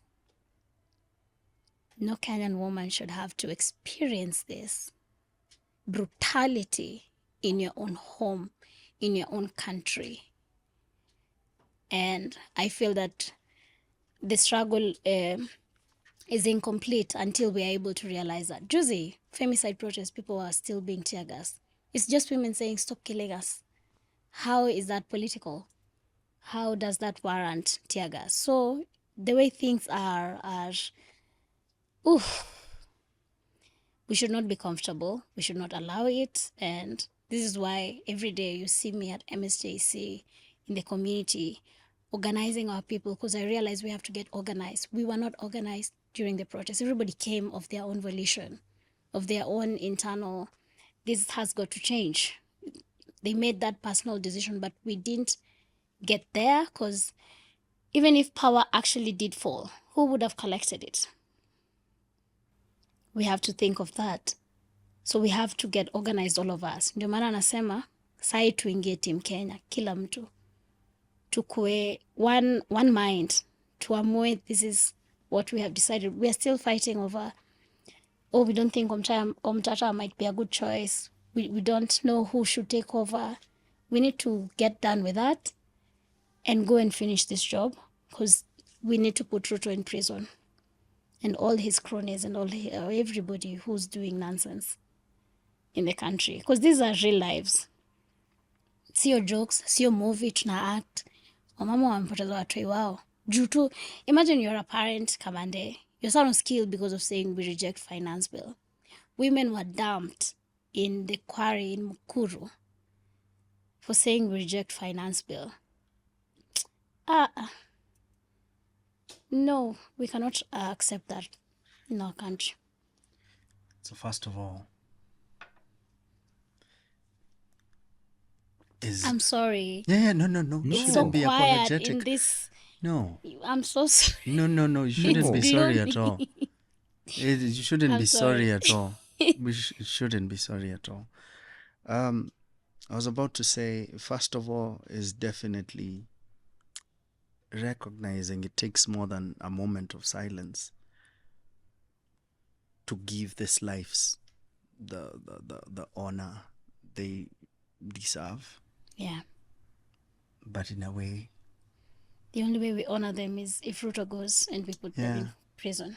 so your question would be, do you think there's hope in the ballot? Ballot.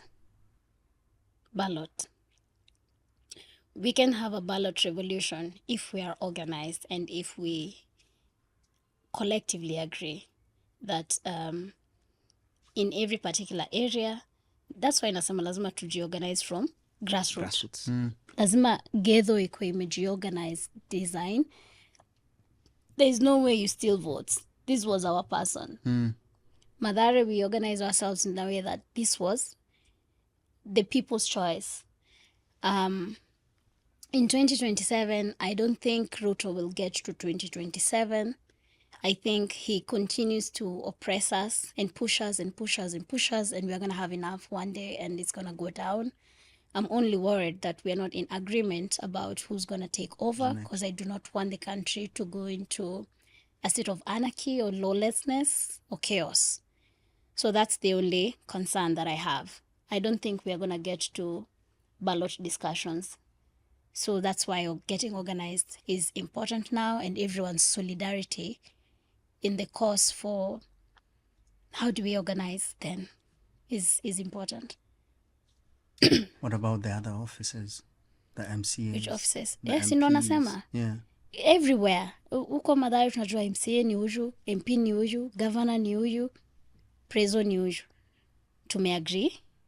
Mathare, Githurai, Dando, Eldoret, niliona they came out very strongly pia kusema Ruto must go.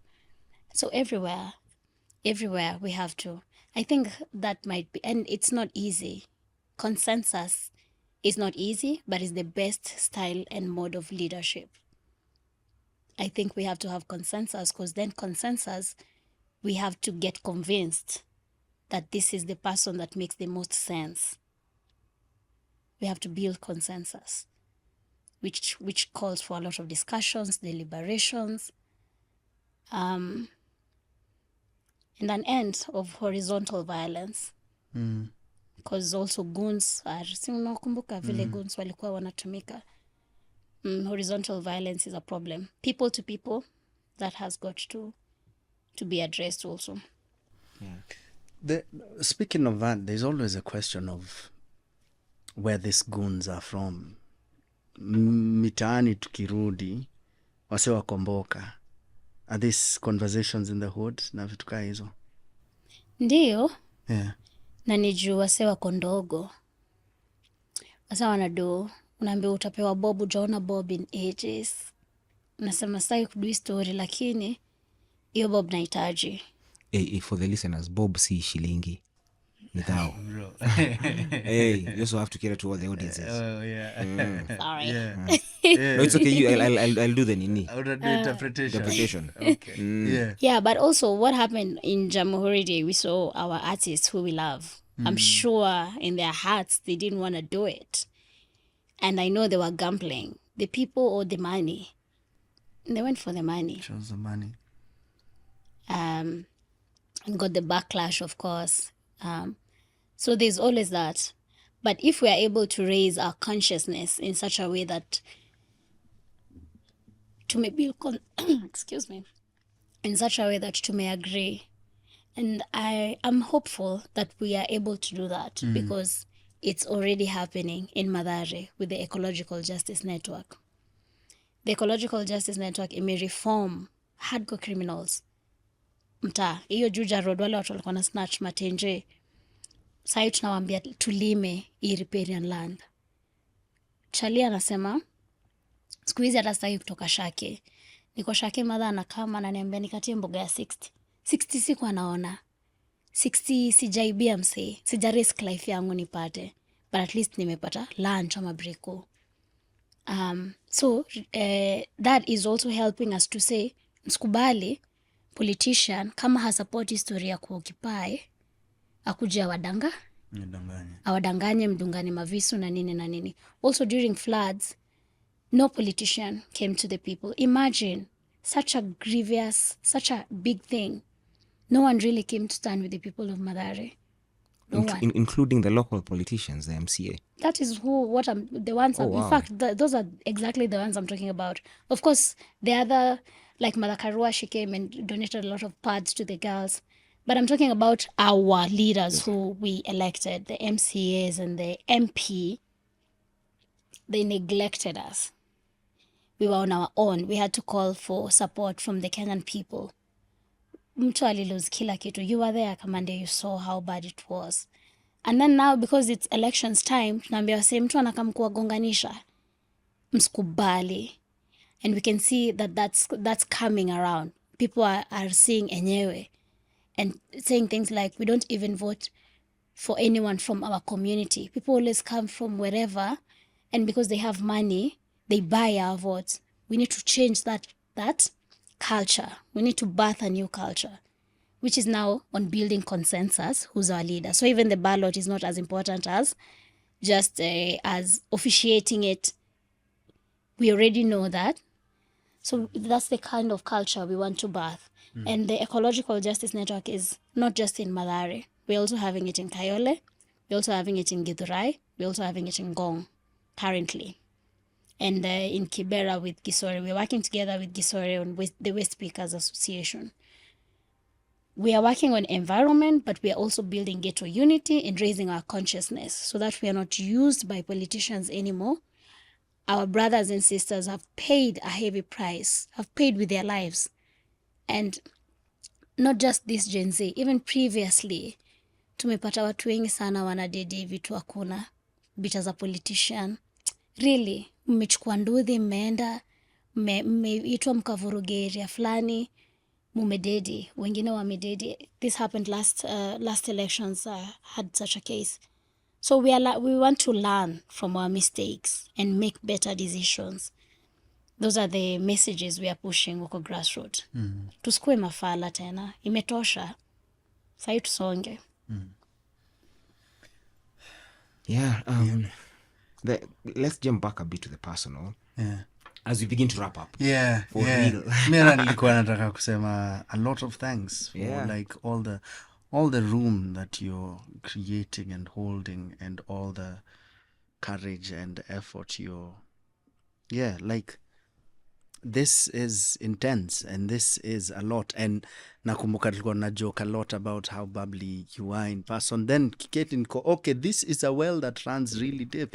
Yeah. So na appreciate sana maze all that has taken to make you who you are, and I can't wait to see all the building up that is happening and will happen.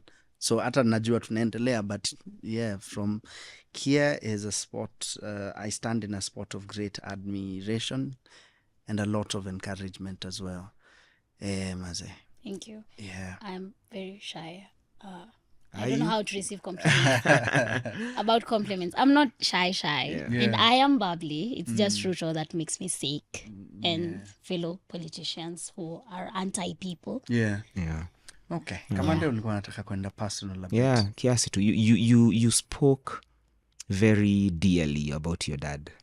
What is the most memorable thing that sort of still rings in your mind to date about your dad? And may he rest in peace. How? There's so many. Which one do I even pick? Kamande had an awesome dad. My dad had fights for me. Nimepigwa siku moja, nimeenda home. Na teacher, nimeenda home, and dad went to school. And I've never been beaten again. Vile aliongelesha mwalimu.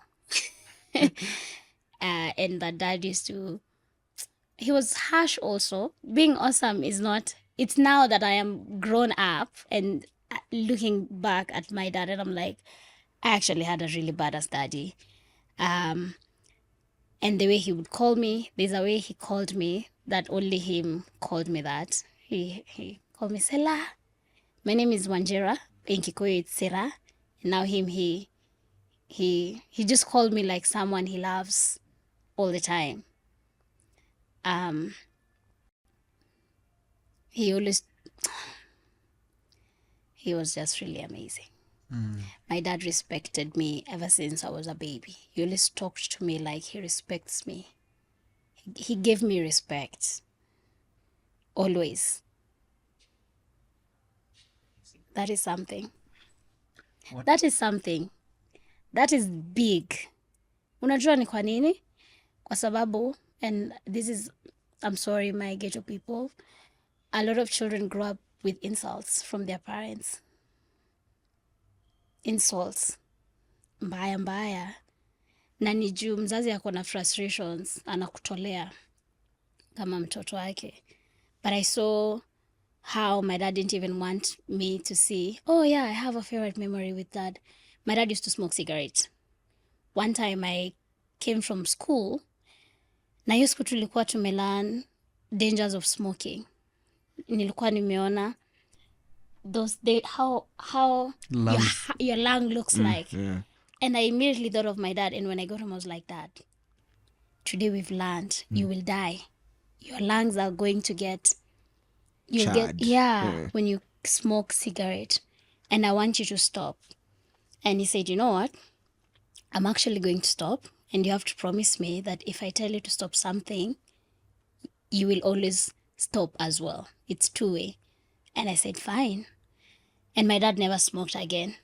Oh, wow. Really. Even my mom said, I don't know what you told him, but I am so glad because he no longer smokes. And that's something. I am a class 6 girl. I'm a baby. And my dad listened. And it made me feel like I have a voice. I can be listened to by an adult who's my father. Yeah, so I just think his way of parenting was classic. And I miss him so much. Yeah. How has that influenced your style of parenting? I do the same. I respect my twins. I have twin girls whom I adore so much. And everything my dad was to me, I am to them. I try my best. I learned from my dad how to parent because he did it right. He did it right. I never stop missing him. I hold him in my heart. Really, always. Because no matter what happens, you know what that does to a girl? You just feel like you was loved and it doesn't matter. It carries you through life. You was loved. You are able to say through so many things with that love that you were given many years ago. You are able to believe in yourself and respect yourself no matter what. You know you're going to be all right. I don't know how, but it just does something. So I think loving our kids is healing the world and changing the world in a way. That's a In powerful a statement. very big way. In a I'd big say. way. It's a In a powerful very statement. What's the biggest lesson from the Nyakenywa women and all the women around you in the ghetto? Resilience.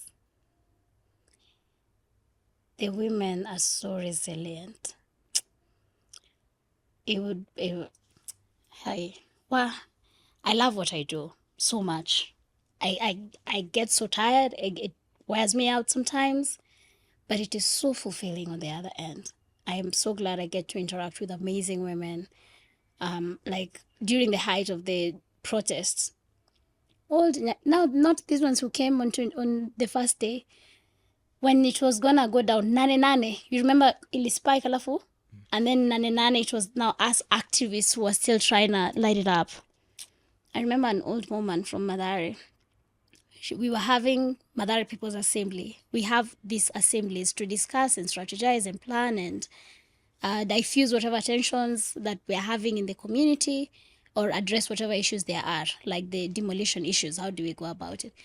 Now, this assembly was about Nane, the protest. And this woman stood up and said, she's old. She has white hair, to the other protest.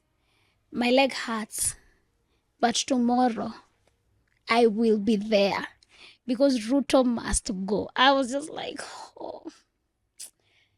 oh my gosh. And the other woman, Maito, we call her Maito, she's from Lango Kubwa. She said she's not going to leave this land. Whether government demolishes their house, she still is there. She lives there. She said she'll not leave that house because that land, because this is her land after the British took her land. And this is where her and her husband lived and brought up their children, and she does not know anywhere else. And so she will not go. And she's telling the people, Mother, do not go. This is our land. Ruto cannot be president 2 years, and then he's coming to tell us government land. We've been here years. What do you mean government land? What do you mean live? So you build affordable housing. So I admire the resilience and the creativity. I want to honor Sarah Wangari. Sarah Wangari inspires me so much. She didn't go to school, but she's brilliant. How Wangari is able to talk to the youth and bring them together and encourage them to do the occupation. Wanga has done a brilliant job. and only she could do it. The way she does it, she has this special talent. And she tells me, I see these young people, and I remember my son Alex, who was killed by police, and all the youths are now saying, Wanga is like our mother. And Wanga is 50 years old. She's born and raised in Mathare. Wanga is, during the launch of Wangari Maathai Memorial Park, the members of the Ecological Justice Network were speaking and were like, Wanga has shown us the path. Wanga has helped us see that we could unite, we could get away from crime, we could get away from drugs. And these are women who will never receive recognition. These are women who might never, but this is what is happening in the grassroots, which is bringing about real change. So, grassroots women are amazing women. And there are so many. I also want to celebrate Njiri, Sadia, Mama Shko, who's organizing the Dobie Women Network. Hey, we do a lot, guys. Check out our YouTube page. Definitely will. Yeah. How do you take care of yourself? This question comes up and up again. I am ashamed to say I don't.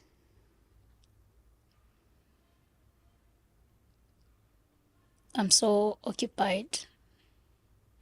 I'm so engrossed in bringing about change that sometimes I have not done my nails. I'm a girl, but I've not even had time to go and do my nails. Really, I've been wanting to do my nails for the longest, before the launch, for the River Festival, before this podcast. But I am so engaged. And nails is just, it's petty, but I wish I'd take more care of myself, to be honest. There's always something to do that needs to be done, that has to be done. So what we're trying to do is bringing other leaders, mentoring other people who can do what we need to do without us having to be there. So we can be able to free ourselves with some of the duties and actually have time to take care of ourselves. I am a creative. I've not been able to put out my creative work. I want to put out my poetry book. I want to put out, but I keep shelving some of these ambitions because there's so much that is needed to be done. There's more immediate work. There's more immediate work, yeah. If you're to sit down with, we say 2 or 3. 2 or 3. 3. Okay. Yeah. If you're to sit down with three human beings, a time before you or after you, well, no, definitely not after you, even in the now, someone you've known, someone you've read about, and to just have dinner and a conversation around anything or everything, which 3 people would you like to have a sit down with? Che Guevara. I think he's a shining light of what humanity is about and his internationalist nature. And I'd like to just prick his brain. He's brilliant, he's courageous, he's fearless, and he's clear about who the enemy is. And he's just like one of the most amazing humans ever to exist on the planet. Watu wa regi upenda she. Watu wa regi upenda. Cheni ule msee. Cheni ule msee. But there was a period when share t-shirts was very were the in thing, Yeah. So I'd like share. I'd like to sit with Wangari Maathai. I think she's one of the women that really did the thing in the rest of the African continent. She fought Moi almost single-handedly. I was reading her book the other day and bowed, and I read a paragraph that made me tear, because one time when she had been beaten until amelazwa hospitali, when she was being whisked away, she saw the women came carrying a placard that read, Wangari, brave daughter of Kenya, you will no longer walk alone. And that was so sweet. You'll no longer fight alone. Wangari, brave daughter of Kenya. And that was such a heartfelt, beautiful solidarity. And I cried because how I imagine it made Wangari feel in that very lowest moments she was going through.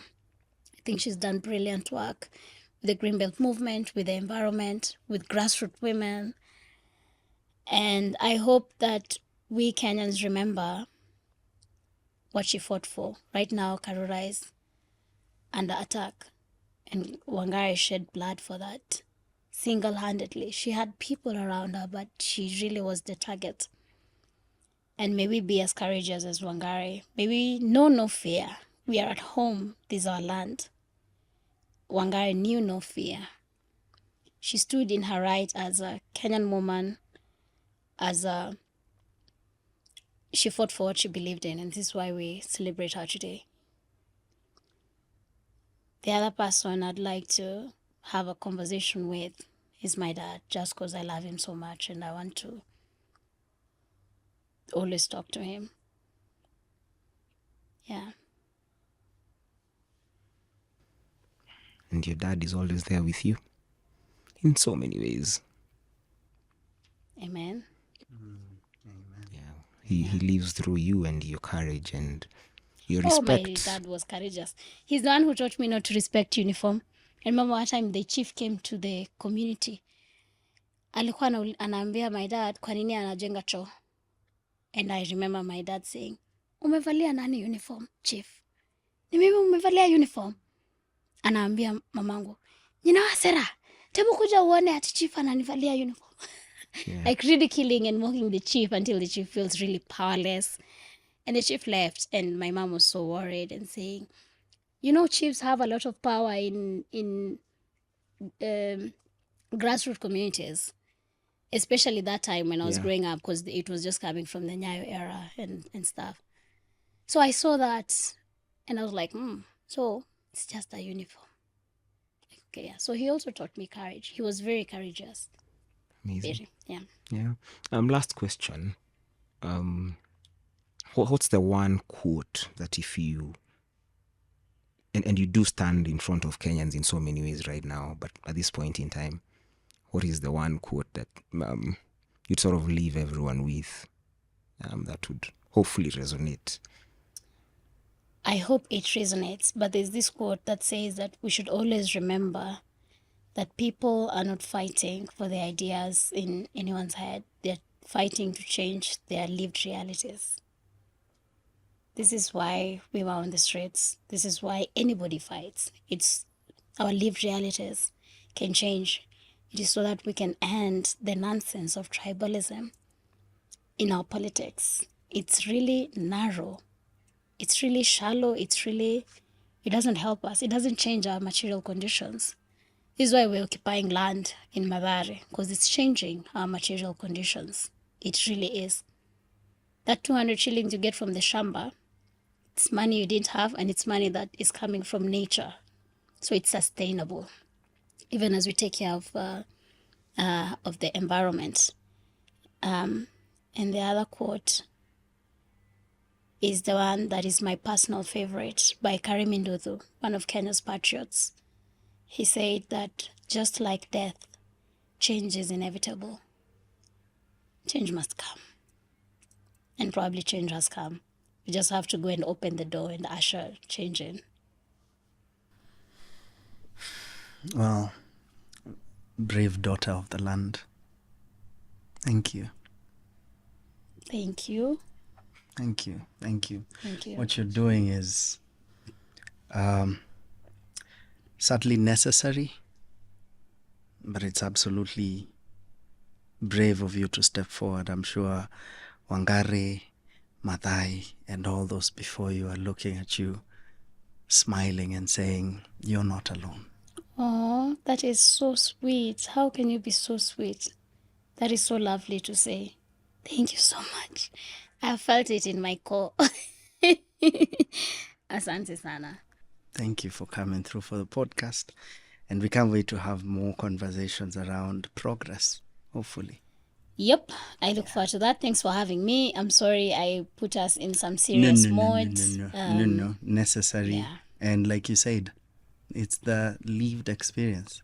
Yes. Yeah. Yep. Kamande. Nothing more to add. We really, really appreciate you, and we wish you so much peace, strength, grace. Thank you. In between every breath, may you find more joy, more courage. Thank you. Ladies and gentlemen, that has been the Busy Being Born podcast. Hey, Maze.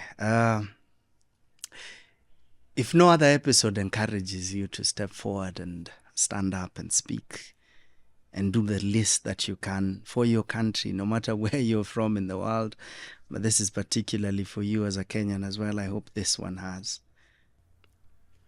Yep. Yeah. Yeah, we have to do it.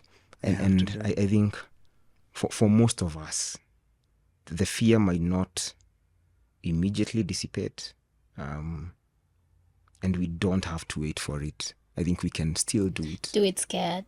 We can still do it scared, right? We can do it despite the fear. Yeah. And then who knows? We have to do it despite the fear. Thank you so much. And I think there's nothing more to add. You can find us everywhere at busybeingborn_. And as we always say, if you're not busy being born, then you're probably busy not leaving. If there was ever a sponsor for this episode, it has to be the Kenyan Constitution. This episode is brought to you by the Kenyan Constitution of 2010. Mm-hmm. Yes, sir. Kamande. Kigondu. Peace. Peace.